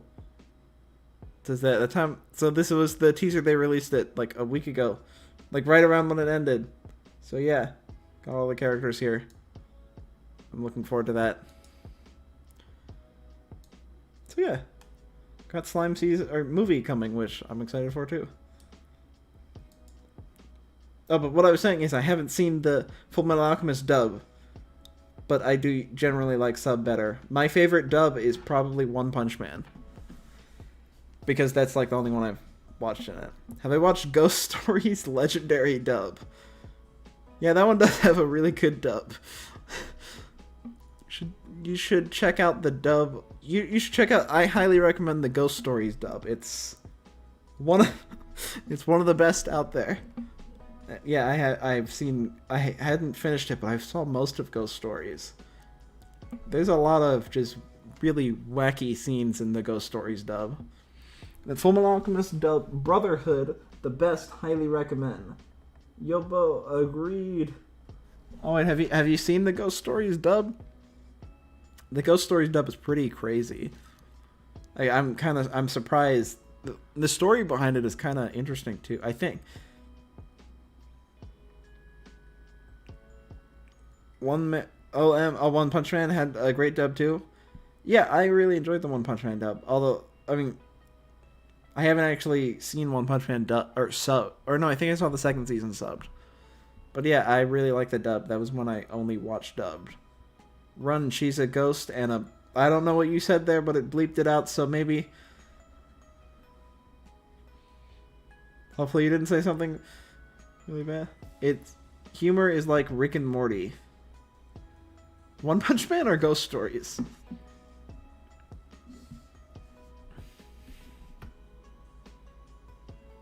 But yeah, it was pretty funny. It was just wild, the Ghost Story stuff.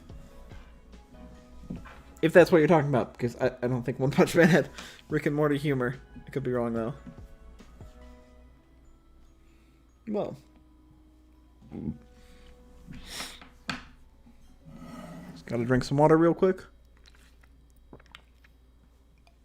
Oh, shit. Oh, my God. Oh, you bleeped it out. Okay. Oh, wow. Oh, no. So, you guys can't see it, but over here I have like a huge water jug, and I was drinking out of it, and the water somehow sprayed onto my microphone. Hopefully it's not broken. Ghost Stories are like Rick and Morty with their meta humor. Yeah, it is. Ghost Stories was pretty funny. I liked what they did. Yeah, some of it wasn't great. Some of it did drag a little bit, but Ghost Stories, the dub is pretty funny. I'm surprised that they got away from that. That quote is from Ghost Stories, if I'm not mistaken. Okay, yeah. I just remember the one scene. The scene that sticks out in my mind is there's a scene with a rabbit ghost. And I don't know if I can say... But the rabbit ghost one was really funny from what I remember. I never finished it, so there could be some funny ones that I missed. Inhumane, you're right. Oh, for some reason I thought Kama said that quote is from Ghost Stories, if I'm not mistaken. Yeah, I think it is. We've gotten so off topic, he hasn't reviewed an anime in around 8 minutes. Yeah, I know, it's fine. I haven't, I guess not review, but I haven't gone over an anime in a long time. It's totally fine though. OMG, I remember that one. Oh yeah, the rabbit ghost scene. But yeah, it's fine. I'm totally cool with just like chatting too. I'll get around to reading this next one, Tesla Note, whatever this one's about. Maybe it's about the car Tesla. Yeah, I'll get around to it in a minute. It's totally fine. But yeah. I'll go ahead. I'll read this one real quick. Because this one's short. Tesla Note by Studio Gambit. Never heard of that? So I'll read this one real quick. But also, don't worry. You can ask me questions. Don't worry about like getting me off topic or whatever. it's a stream. I'm fine with going for like hours on this, so don't worry about it. So, but I'll read this one real quick. Mission T is a secret operation to save the world from destruction. Trained as a ninja from a young age, Boten Negoro, raised to become the ultimate spy, teams up with another excellent spy, Kurama. Kurama. No, it's fine. Okay. Yeah, no, but yeah, I really don't care about that I went off of reading the synopsis for a while. It doesn't bother me at all. Fine. Oh, yeah, that's fine. I figured that's what you meant. I figured you didn't mean to say Fine B or whatever. And their aim is to recover the legacy of the genius inventor Nikolai Tesla. Oh, the shards of Tesla. Can the two outwit the agents of other countries who are also pursuing the fragments? A super original spy thriller begins. Oof. That sounds weird. That sounds kind of a super original one. I don't know. I must sadly leave. Thank you for a very enjoyable stream. See ya, bro. Okay, yeah, thanks for stopping by, Kama. Really appreciate you. Hope you have a wonderful rest of your night. Hope you sleep well if you're going to bed now. And thanks for stopping by. And Tesla Note has bad CGI. Oh boy. We'll see. Oh man, that doesn't sound that great. Yeah, CGI in anime doesn't always do well. But yeah, did they show off the CGI in the trailer or something? I'd imagine it must have not looked that good. Oh, and do I watch Boruto?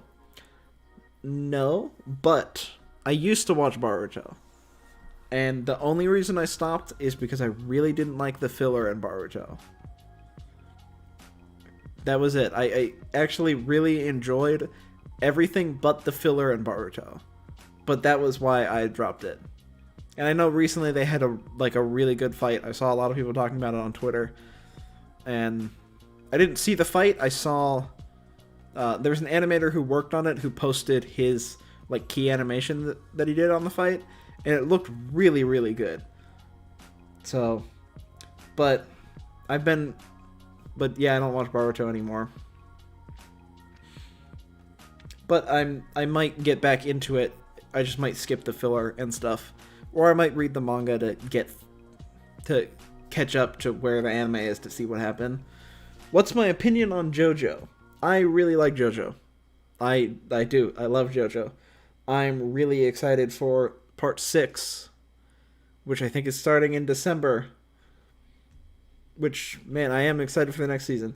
But yeah, I do watch JoJo. I really like it.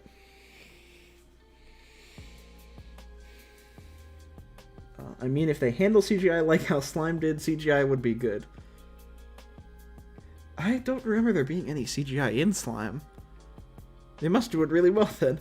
Yeah, I mean, if they handle it like that, then it must be good. But yeah, CG generally doesn't look that great, though. Just with the Berserk 2016 anime. It's an example of bad CG. Or CGI. But yeah, Tesla Note, maybe it's not that bad. Maybe it'll be better. This is tomorrow? Yeah, tomorrow at 10 a.m. There's Slime. I do not remember CGI in Slime at all. Maybe on the armies? Because I think in the recent season there was an army of people. But I can't remember there being... That's why I was saying it must be really good. You really are my brother. The only thing left is for you to watch Bagel Girl. Yeah. So, we're Joe Bros, but Joe Bros. But then I will check out Bagel Girl. What's my thoughts on the quintessential quintuplets? I really like it. I love the quintessential quintuplets. I read ahead in the manga and finished it. Wasn't the biggest fan of the ending, which I won't spoil here because I know the anime hasn't ended yet. But overall, I really enjoy quintessential quintuplets. And I think Nino is best girl. Then Charybdis isn't it? Oh, you're right. Yeah, I'm not sure if I can... Charbitis? The... Oh, yeah, yeah, the, like, big monster in it. Yeah, that is CG. But I don't remember it being bad. So, yeah, I mean, I guess if they do it like slime, it'll be good. But yeah, that I think that is completely CG. Oh.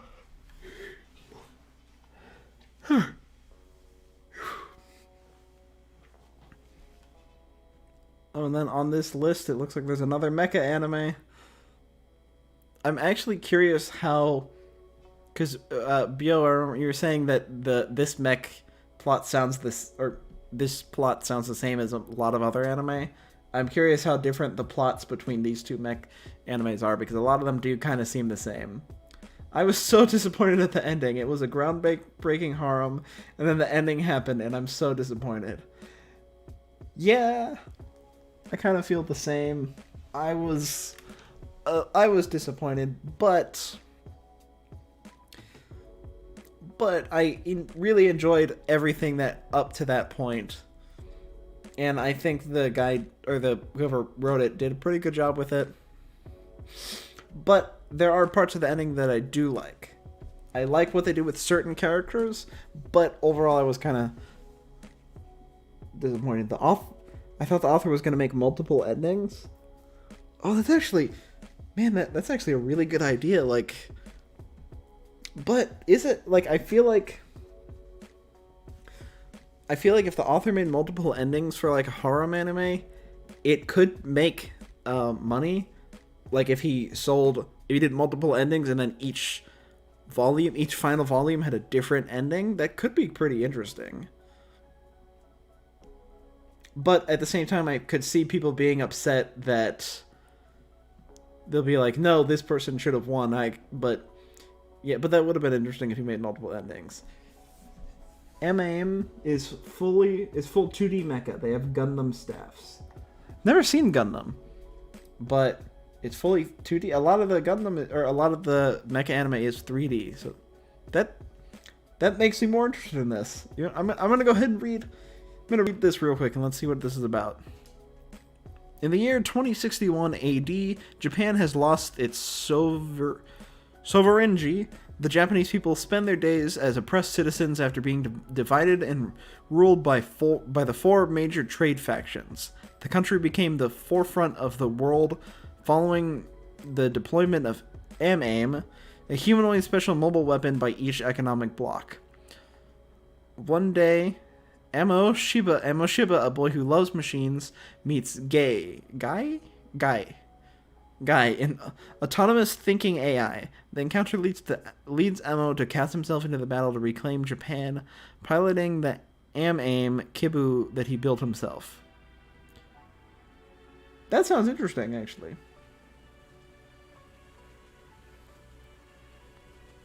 Yeah. But yeah, if it's fully 2D, I think that it'll look a lot better, because a lot of mech animes do tend to use 3D.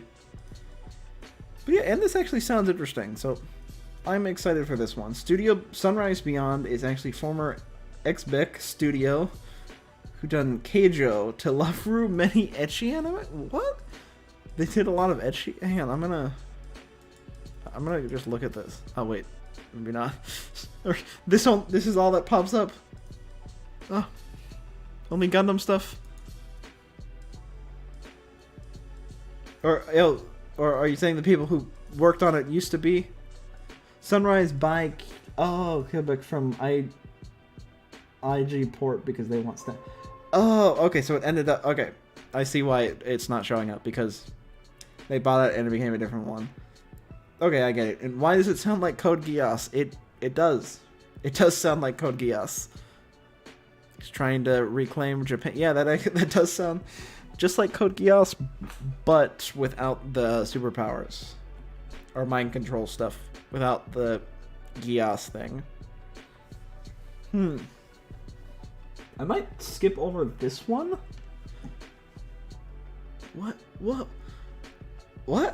I've never seen an anime do this. Hang on, anime which lets viewers experience various forms of ASMR in 180 seconds. In the story, the heroine challenges her classmates to share in her hobby of recording ASMR works. Well, I've never seen the anime like be like an ASMR chant. It's kind of like this ASMR one seems like it's kind of like what am I looking like an ASMR anime. Go to Zekbik anime list. Okay, I'll look that up. Is it on my anime list? Here, I'll just bring it over here. Yeah, the anime. That's the anime you were trying to wait, the ASMR one. ASMR anime.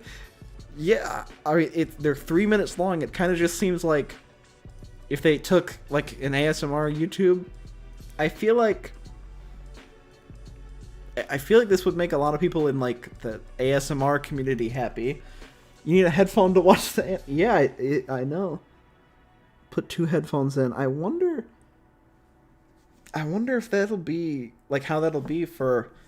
Like, I feel like people in, like, the ASMR video community are probably gonna have the groundbreaking anime every season. Yes, it is. I'm looking up... How do I spell that? I'm looking up that one studio. I think I spelled it right. It's loading.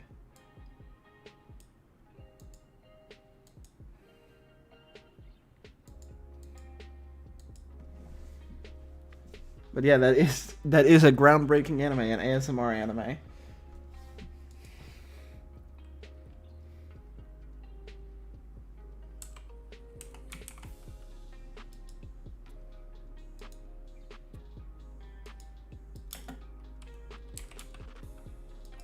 I just looked up the anime.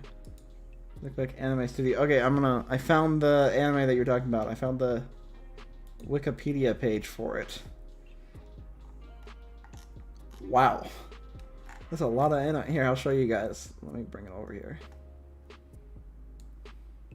So this is the anime that Adam was talking about. Zepic. Okay, let's see all the stuff that they've worked on. Oh, thanks for the sub, Inhumane King.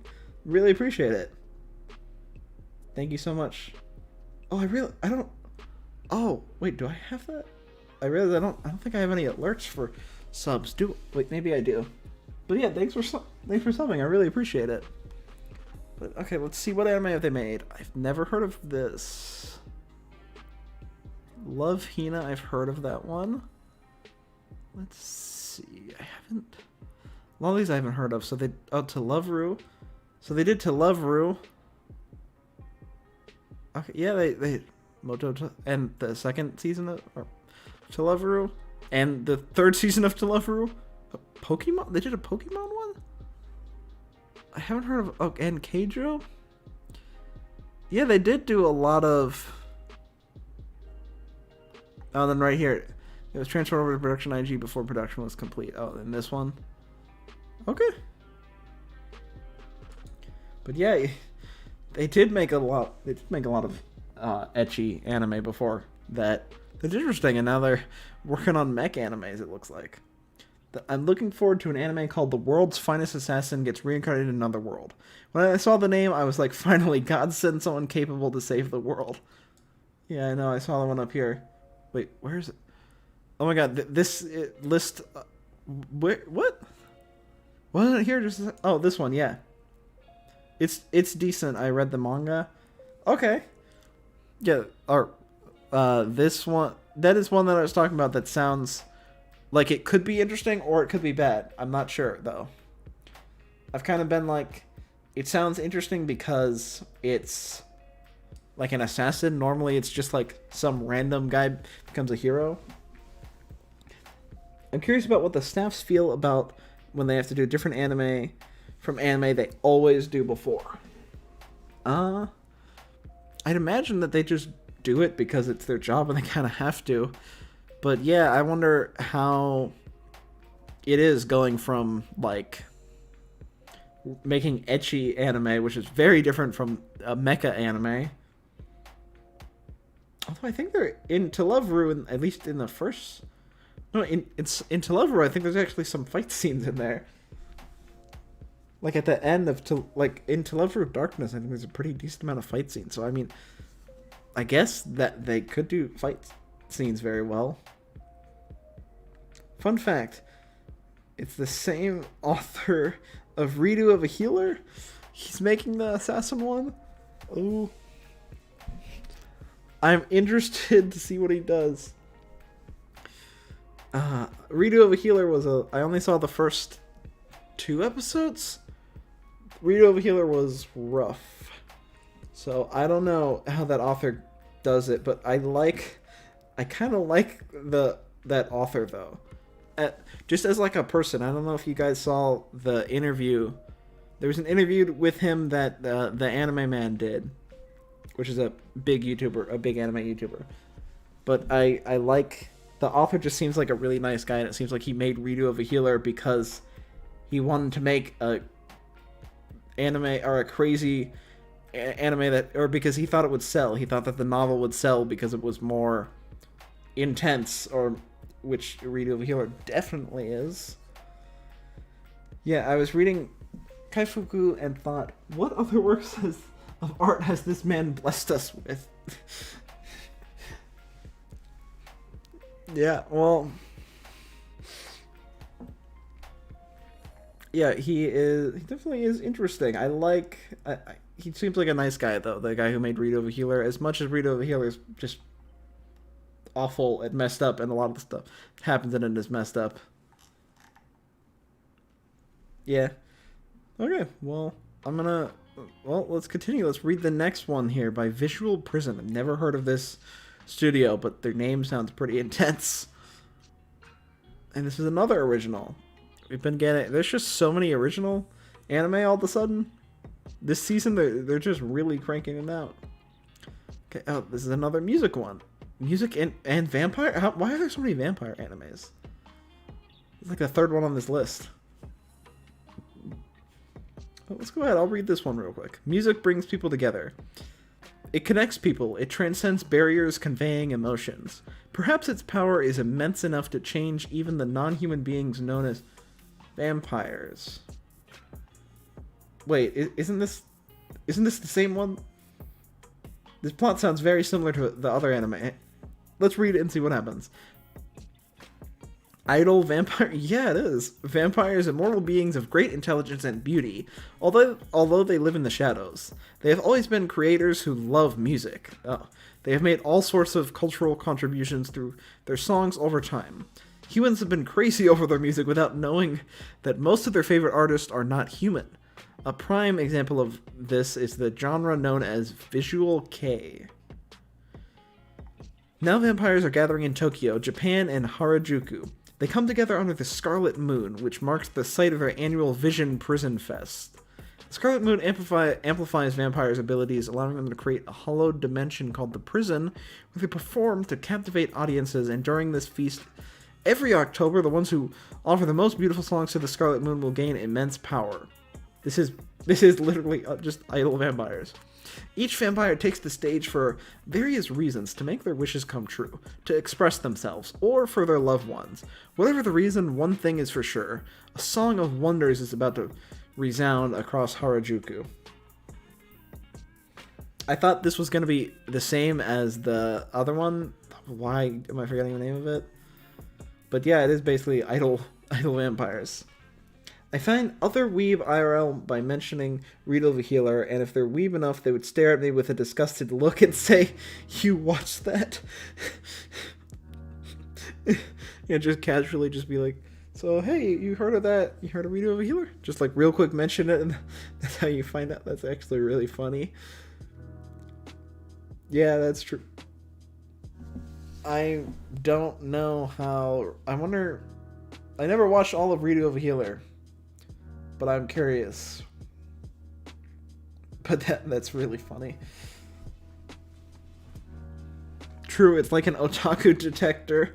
Yeah, it does, because I feel like no one would really know what Redo of a Healer was unless they're really into anime. Because, I mean, that was kind of the only reason it was big, because it was just talked about because of how intense it was, how like just crazy it was. But yeah, that's true. That's funny. Scroll down a bit. I think we're getting close to the end of this, but we'll see. And then we got even more original and oh wait, these are not original. But this next one right here. Yuki Yuna is a hero. Great Monkai chapter. Okay, you've read all of it? That's out. Oh, that's out? Wait, all of what? All of Ritu of a Healer? How is it? How does the novel, or yeah, light novel get? How good is it? From what I saw, the anime, it wasn't that great, but was the novel better? I'm actually really curious how the novel was. Wait, this is the third season of Yuki Yuna. What? I've never heard of this one, but this is the third season of it? Okay. Well.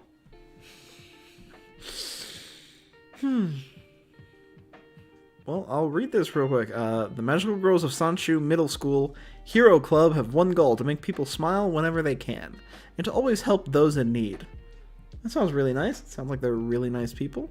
Through teamwork and the help of their magical powers, Yuna, Mimori, Fu, Itsuki, Karen, and Sonoko have vanquished deadly vertexes, recovered a missing friend, and balanced their lives as magical girls and regular middle school students. Now a new adventure begins, one that will lead their skills and bonds as friends alike. I have no idea what this is, or I have no idea if this is good or not. The third season of it, somewhat. Ritu of a Healer has a better fight scene than Seven Deadly Sins. I mean, I believe that based off of what happened, or based off of the third season. I don't know. I haven't seen the latest season, but the season before that. Yeah, I believe that. As the author writes, the harem expands, and surprisingly so does the plot in both ways. Well, that sounds interesting. I'm curious how he's gonna end. I wonder, I'm actually really curious, like, what he's gonna do to end the anime. Because what I had seen, the main character just does really messed up and awful things. So I wonder if it's gonna end where they kill off the main character in Ritu of a Healer. It's rare for original anime to get sequels. That's true. Yeah, you don't really see that. What is... There was one that recently got a sequel that was an anime original. That was one of the only times that I had seen that. What was one there was one recently. What is the name? I can't remember. There was one that released recently that was this year. It was a sequel to an original. Oh, Zombieland Saga is one of the few animes that I've seen that was an anime original that got a sequel. So yeah, that is true. It is rare, and this is the third season of this. Zombieland Saga is the only one that I've seen do that. But it's true that it doesn't really happen much.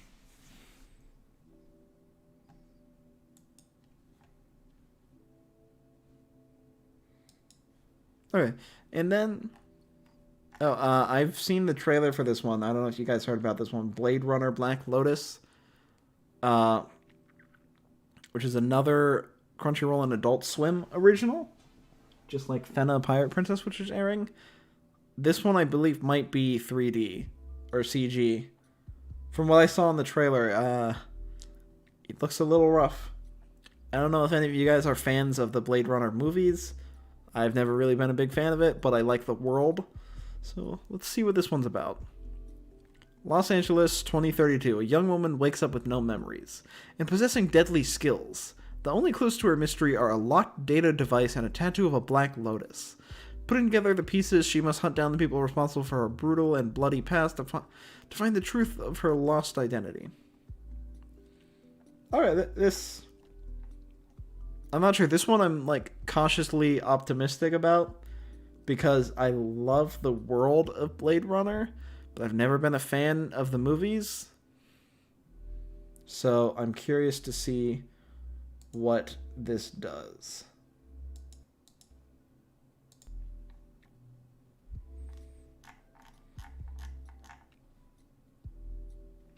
Hang on 1 second. I'm just checking the music that I have on.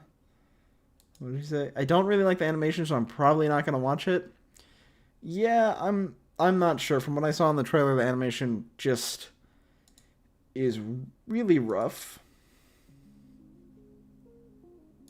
So I'm not sure though. This is one that I'll probably check out. But I'll see. I'll probably watch the first episode. If it's good, I'll let you know. Oh, this isn't coming out till November. Still like a month away. Okay. But yeah, the animation is really rough.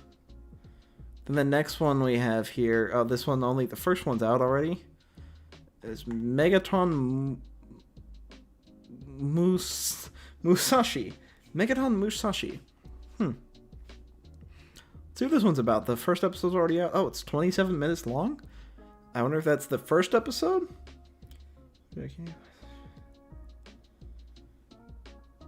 Yo, Bojo, oh, you need a mindset change. There are some gems out there that are hard to look at. I agree with that, but also I think it's fine. Sunrise keep making Gundam and Love Live. They are original anime. Yeah, that's true. I think all the Gundam anime are original. I think. I haven't seen a single one and barely know anything about it. But I believe that. And I do kind of agree with Byo, but also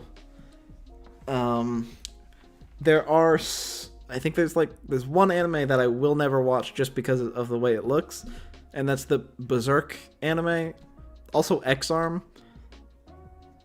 So I think the Berserk 2016 anime just looks awful, and X-Arm, which is just a disaster in terms of animation.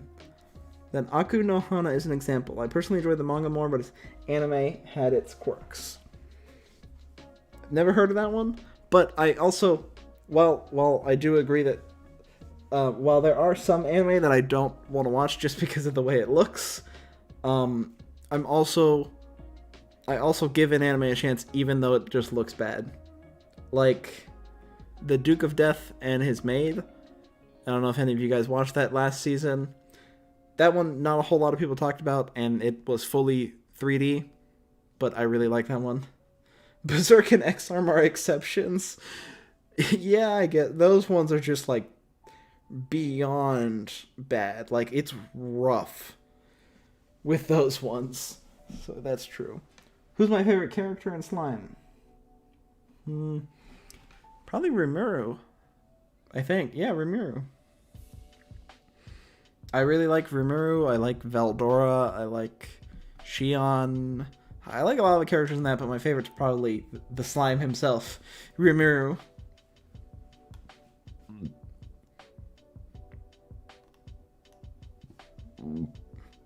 Oh, excuse me. Man, this is another mecha anime. There's a lot of mecha anime this season too. It's like the third or fourth one that's come up. Here, I'm gonna go ahead and read this one real quick. In an ordinary town, there are people who live peaceful and fulfilling lives, but they don't know that it is a false peace. The untold truth is, the Earth has already been destroyed and 99.9% of the human race has been wiped out by mysterious alien force from outer space, called the Dractors. Eventually, a large hole was drilled in the Earth and transformed into a suitable environment for the aliens to live in. Veldora is the only weeb in anime that acts like one. That's true. He reads manga throughout it. I love Veldora. I like that Rimuru makes manga for them. I think that's just funny. And then continuing here, it says, humans have no choice but to hide in shelters to escape their watchful gaze. Waiting for the day of resurrection, which they do not know when it will come, the inhabitants of the shelter Ixia have had their memories of the day of destruction erased and live a normal life in ignorant bliss. However, some of them, the chosen ones, have become pilots driving giant robots called Rogue and fighting against the aliens. Today, another new pilot is selected. This sounds like a mix between... This kind of sounds like the Matrix, almost. Where some people have had their memories erased and are, like, living in this false peace. Kind of reminds me of that. And it's just Matrix and robots, kind of. Yeah. This one could be cool. I'll probably check... Oh, the first episode's out. I might check this one out. It's on Crunchyroll, so I'll probably check that one out. The next... What is this? Part of Kadokawa and Dagakobo's Idol X Audition X reality show media mix project selection project. What? It's interesting. Selection project. Oh, so this is like a... I've never seen that before. Like a reality TV show anime? Which I guess it's... That's interesting. Okay. I'm going to read this one real quick. This one sounds interesting. I haven't seen that before. We've seen... There's two anime that are doing something new. We got an ASMR anime and reality show anime. Let's see what this is about. Held every summer, the National Show Selection Project is the biggest gateway for girls who strive to be idols. In the place where the legendary idol Akari Amazawa was born. Shizune Miyama is one who has longed for such a dream stage. Having been sick since childhood, she listened to the Song of Light many times in her bed in the hospital room. Akari's singing voice gave her a lot of smiles and courage, inspiring Shizune to follow in her footsteps. In her last summer of junior high school, Shizune decides to challenge the 7th annual selection project to make her dream come true. Oh, excuse me. The girls who challenge selection all have strong feelings that are second to none. That are second to none. Sorry, I don't know why that stumped me there. Where am I? Accumulated efforts and extraordinary charm. Only 9 stars are selected from among the thousands of candidates. Now the hot and harsh audition battle of the girls begins to make their dreams come true. Interesting. It's getting late, so I'm going to leave now. See you later. Okay, see you, man. Thanks for stopping by. Yobojack.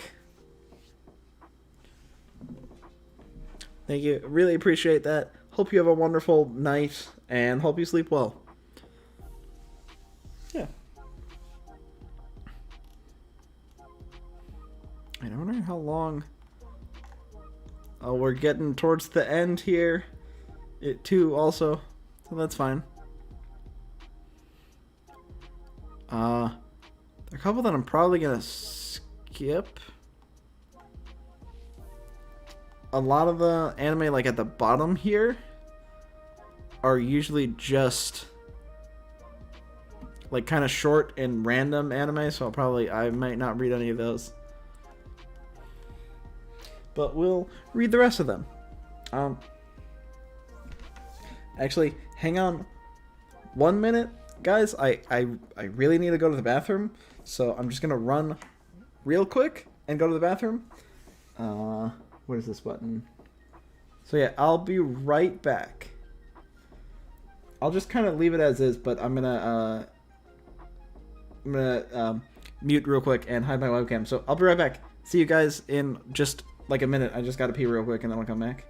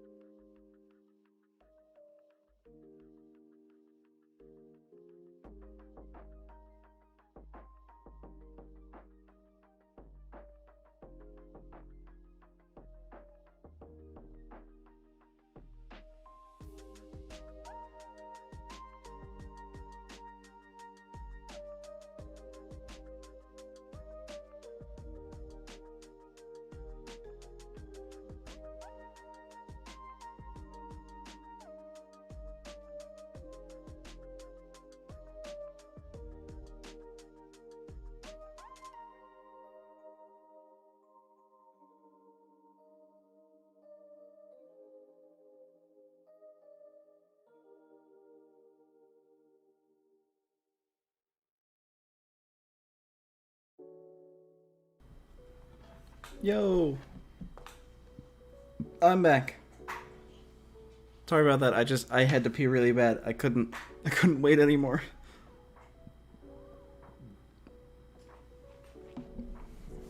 Okay, so let's continue on this. Just 1 second. Oh, sorry about it. I didn't mean to I hit the microphone on accident. Sorry, guys. If that messed up your ears, I just brought this over drink.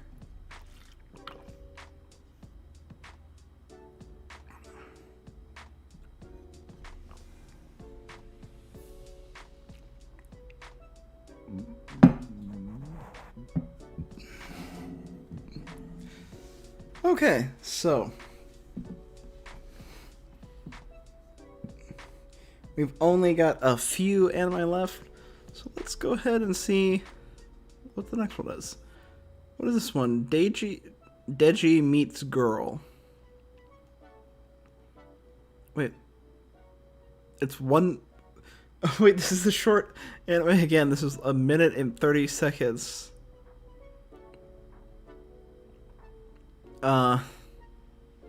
No problem. Okay, thank you. Thanks. This one I might skip over. Cause I mean, this just sounds like it's a short form. It's only like 1 minute each episode. I feel like I'm not gonna watch this.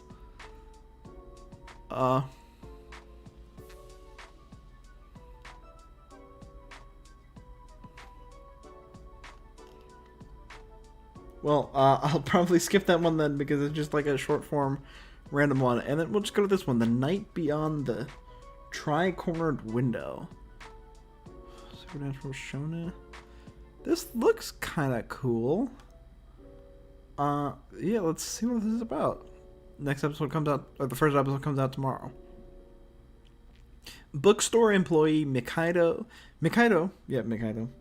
Deiji might meet a girl. Who knows? He might. I might be missing out on him meeting a girl. Yeah. Alright, well then I'll just continue with this one real quick. Mikado always had a tendency to see creepy things. He had lived his life pretending he didn't see these things, but then he has a fateful encounter with an exorcist named Hayakawa.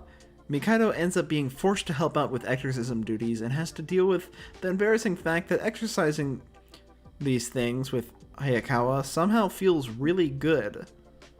While getting dragged into dealing with these cases every day, they run into cold-blooded murder cases, enjoy a new kind of horror mystery created by total opposites. I'm not sure. This one could be interesting. I mean, supernatural anime tend to be interesting, or they tend to be pretty interesting, so who knows. This one could, I feel like this could go either way. This could be good or it could not be, so I don't know. What is this one? Oh, another mecha. How many mechas does this make? Hang out. 1, 2, 3. This is like the 4th or 5th mecha anime. Rumble Garandal. Rumble Garandal. Well, I'm gonna get going, but I'll definitely be back to check up on your thoughts on Bagel Girl. I gotta remember to watch that. Yes, I'll definitely check that out. And yeah, I will be streaming again after this. Not sure when, but thanks for stopping by, Inhumane King. Really appreciate you. And yeah, I'll be sure to check out Bagel Girl, and I'll let you know what my thoughts on it. You know, I'll actually write it down real quick. Definitely.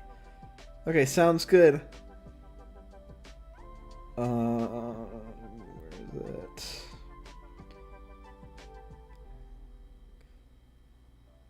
Okay, I made a note real quick of Bagel Girl. So I'll definitely check that out later on. Okay, well, continuing, we have an original mecha anime. This is like the 4th or 5th mecha anime. Let's see what this is about. The story begins in 2019. This is like the first one that isn't set in like the future, or the first mecha one that isn't set super far in the future. Just before the change in historical eras for Japan, a rift to another dimension suddenly opens in the skies above, revealing a turnabout. talking about alternate world called Shinkoku Nippon. This parallel version of Japan maintained the militarism and remains stuck in the Showa era. Shinjuku Nippon invades our Japan with its Gemu gas weapon, on which our modern weapons have no effect, and giant humanoid Garon weapons. The invaders immediately take over our government and all but conquer Japan. As a result, our Japan never ushers in the Reiwa era. A decade later, our Japan has been revamped as Geikoju Nippon, a puppet state of Shinjuku Nippon, under harsh censorship. The once thriving manga, anime, and idol and similar subcultures have completely died off, or so it seemed. What is this? What? That seems so like.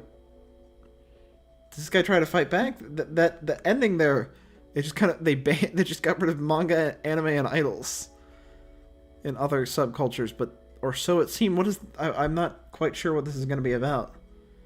Does he, like, secretly make an anime or manga to fight back somehow? I'm not sure. I might check it out just because I wonder what it's about. Or I wonder what's going to happen in it. Otaku Strike Back. Yeah, that's exactly what it sounds like. I wonder if this is gonna be like a mangaka, an animator, an idol, and like something else. And then they start making their stuff again. Otaku rise up. Society will not stop them.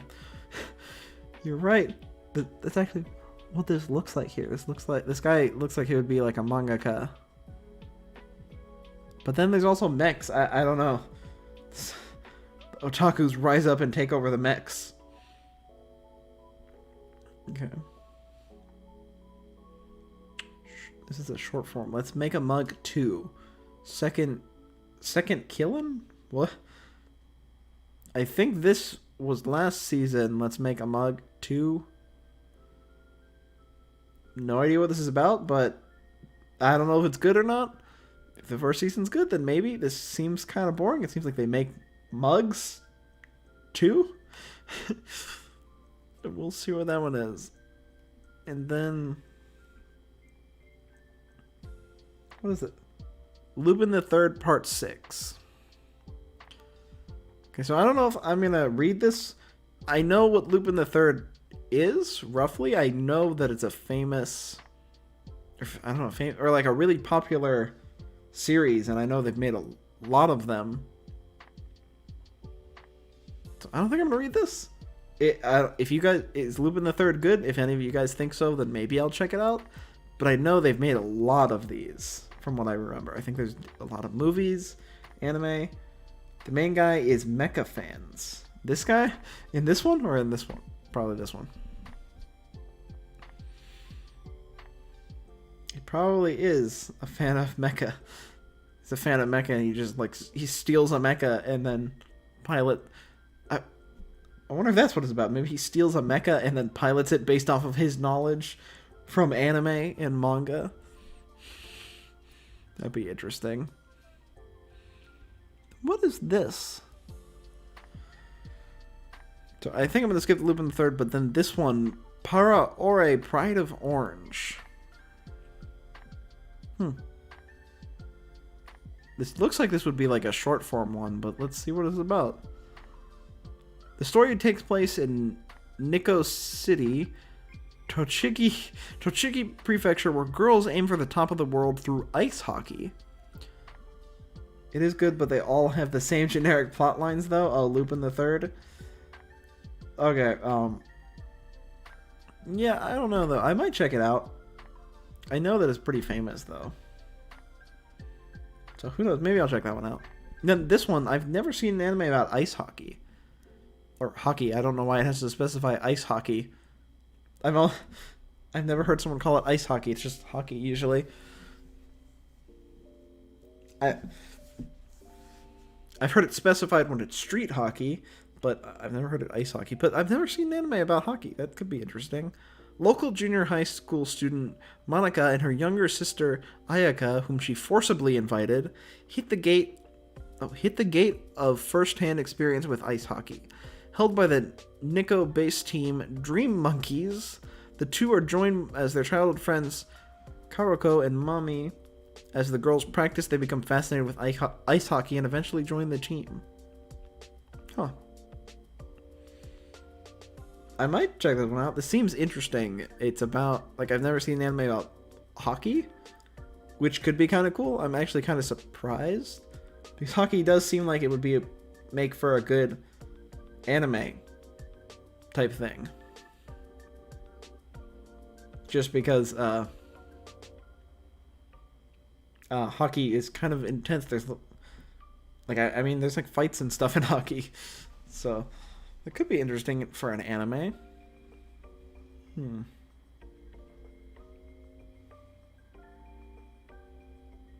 Okay, and then what is this one? This next one here looks really cool, like the poster. Digimon Ghost Game.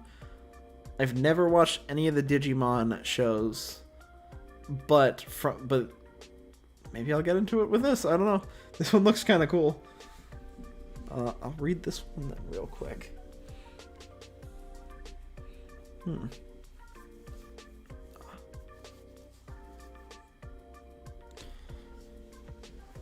don't know, I just really like the art style. So let's see what this is about. In the near future, where new technologies have been developed, on social networking sites, rumors of a mysterious phenomenon known as hologram ghosts are being circulated. Hiro Amanokawa, a first-year junior high school student, activates a mysterious device called Digivice, which was left behind by his father, allowing him to see unknown creatures called Digimon that are not visible to ordinary people.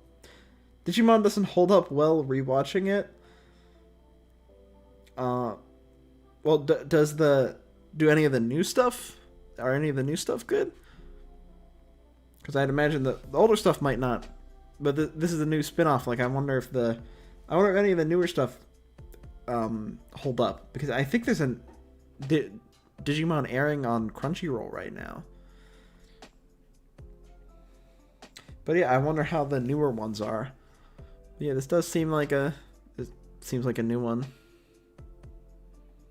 It's not very high up, so I'd imagine Digimon may not be as popular as before. Let's see who this is. From the day he meets Gamamon, a mischievous Digimon entrusted to him by his father, Hiro gets caught up in a variety of strange phenomenon. The Sewn Lip Man, who steals humans' time, and the Mummy Man who wanders around at night and kidnaps people. Oh, you wouldn't know? You haven't watched any of the new ones? Yeah, that's fine. So, I don't know, maybe they improved it with time, but I know Digimon's pretty old, so I don't know. Then hologram ghosts are everywhere, and they are out to get us. Thus begins the untold story of a world hidden in secrets. Hiro, along with Gamamon and their friends, enter the mysterious world of where Digimon lives. I thought it said of Digimon Live. Where Digimon live. Okay. I don't know, maybe I'll check this one out. I never seen any of the Digimon shows ever, like any of the original or new ones, so I don't know. This one I'll probably skip. Wait, what is this?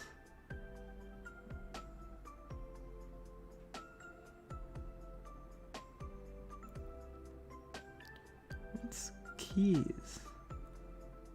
Are these chibi characters of like other shows that he's worked on? What? I don't know what Keys is, but this is I know this is the Nagisa from Clannad. I wonder what this is about. It's like I think it's short form based off of like whatever the guy made, like the games, because they were light novels. That's interesting.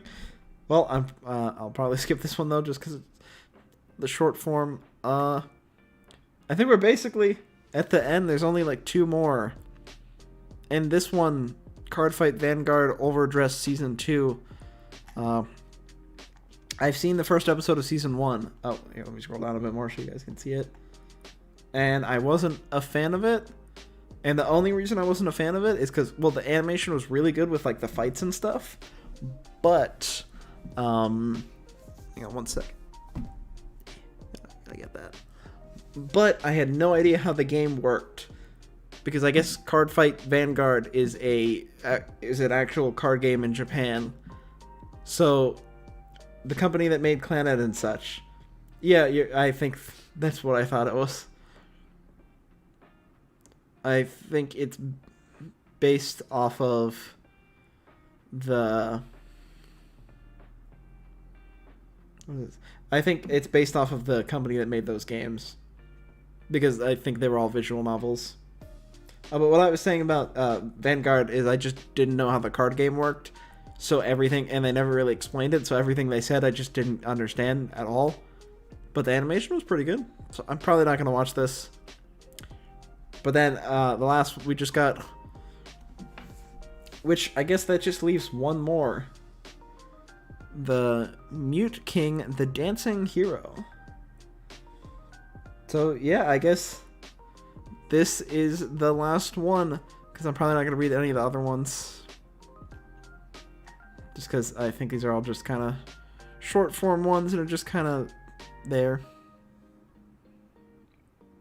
Oh wait, this is an anime. Alright, I'll actually, there's probably two more. I'll read this last one too. So let's read this one. Mute King, the Dancing Hero. Set in a city modeled after San Francisco in the 1980s, the protagonist has transformed into the hero Mute King and is fighting against evil aliens for some reason. Such a cheerful hero will return. Sci-fi hero love comedy Mute King, the Dancing Hero, singing and dancing with pop music. Oh, okay. I have no clue what I have no clue how this is gonna be. I like the way it looks. It looks like I like the kind of like the 80s look, and like I just like the way it looks. Who knows if this will be good though? Yeah, I don't know. That one didn't sound that interesting, but who knows? It could be good. I like the art style. And now we're on the last one, which I believe this is the last one. The Watcha Prime Magi. Watcha Prime Magi. Okay, so here we are. We're at the last one this time. So let's go ahead and read whatever this one is, and let's see if it's good or not. This will be the last one, I think. So let's go. Matsuri Hibino spends her days in middle... I think the writers were on coke. What, on the Mute King, the Dancing Hero? For Mute King, yeah, it does sound interesting. Like whatever they wrote there didn't quite make sense. You know? Yeah, probably though. Mute King, the Dancing Hero, singing and dancing with pop music, and he's fighting against aliens for some reason. Yeah, you're probably right. It does sound like it. Okay, so let's see what this one's about. Watcha Primagi. Matsuri Hibino spends her days in middle school dreaming about Primagi, the sparkling stage show that combines song, dance, and fashion with actual magic. She'd love to star in the Primagi one day, and when the spirited troublemaker Miyamu appears from another magical world to scout Matsuru for her Primagi partner, the pair takes to the stage to become the top stars of Primagi hand in hand. It's Magical Girl Idols. That's basically what this one is. Magical Girl Idols. And I guess I don't know if I'll be watching this one, but we'll see. And then we're basically done with looking at all the anime. There were quite a lot through here. And I feel like I learned about a lot of new anime that I had no idea were coming out. So, yeah, like Talk OP, Faraway Paladin, Senpai is Annoying. This one, I'm not going to read all the names. Yeah, I feel like we learned about a lot of new anime. Or I learned about a lot of new anime that I had no idea were coming out. But I think that's about it. Let me... switch over to this. But yeah, that's about it. I think that's it. We did everything. We looked through it. I don't really have anything else planned for the stream, so... Been streaming for almost 3 hours. Wow. That's a really long time. So I'm probably going to end here. Oh, wait. Hang on. I just realized. I can now that I'm not showing this screen, I can actually move. I can move my chat over. So my chat was on this other monitor. It was quite the ride. Yes, it was. I had a lot of fun. Thank you for everyone who stopped by. There were a lot more people than I thought that stopped by, and it was a lot of fun. Oh shit, my headphone fell out. Hang on 1 second. Putting my headphone back in. I don't really have a stream schedule yet, but I have a rough idea of what it'll be, so I'm working on that, and I'll probably start streaming more regularly. I don't know what I'm going to do for the next stream, though, so just kind of had this plan and then don't know what else to do. So next stream, I'll probably stream next week, maybe Tuesday. Tuesday is what I would like to shoot for, but we'll see. And if you have any idea, and if you guys have, or wait, it was enjoyable, my guy. If you ever want to collab for a video, just comment on one of my videos. I've been wanting to start making videos. Okay. Yeah, probably. Whenever you make a video, we'll see. But yeah, I'll let you know. Then thanks for the experience. Yeah, man, no problem. Well, I'll see you. I mean, if you're not busy, I'll probably be live around the same time on Tuesday. Maybe if I can. I'll probably try roughly around 9. I don't know what I'll do. I have no idea. But if you have any ideas, let me know too. Let me know if you have anything that you want to see me do. It was fun just kind of chatting with everyone about anime too. Like, of course, I enjoyed looking over all the upcoming anime, but it was fun talking about anime too with all of you guys. Bye, Adam. Oh, bye, Adam Knight. Thank you so much. Thanks for stopping by. I really appreciate you guys. So, good night, Bio and Adam Knight, or good morning, or whatever time it is for you guys. Thanks for stopping by, and I'll see you all next time. Maybe on Tuesday, if I can. I'll tweet about it and post about it on Instagram. So if you guys want to follow me there, the links are in the description, and I'll post whenever I go live. So, I will see you guys next time. Thank you so much for stopping by, and I'll see you next time. Bye. Same, have a good night. Thank you. Hope you have a good night too. Okay, peace. Peace. Where's my peace? Never mind, my hand isn't showing up in the camera. Okay, I'll just leave. Okay, thank you so much for stopping by. I'll see you guys next time. Bye.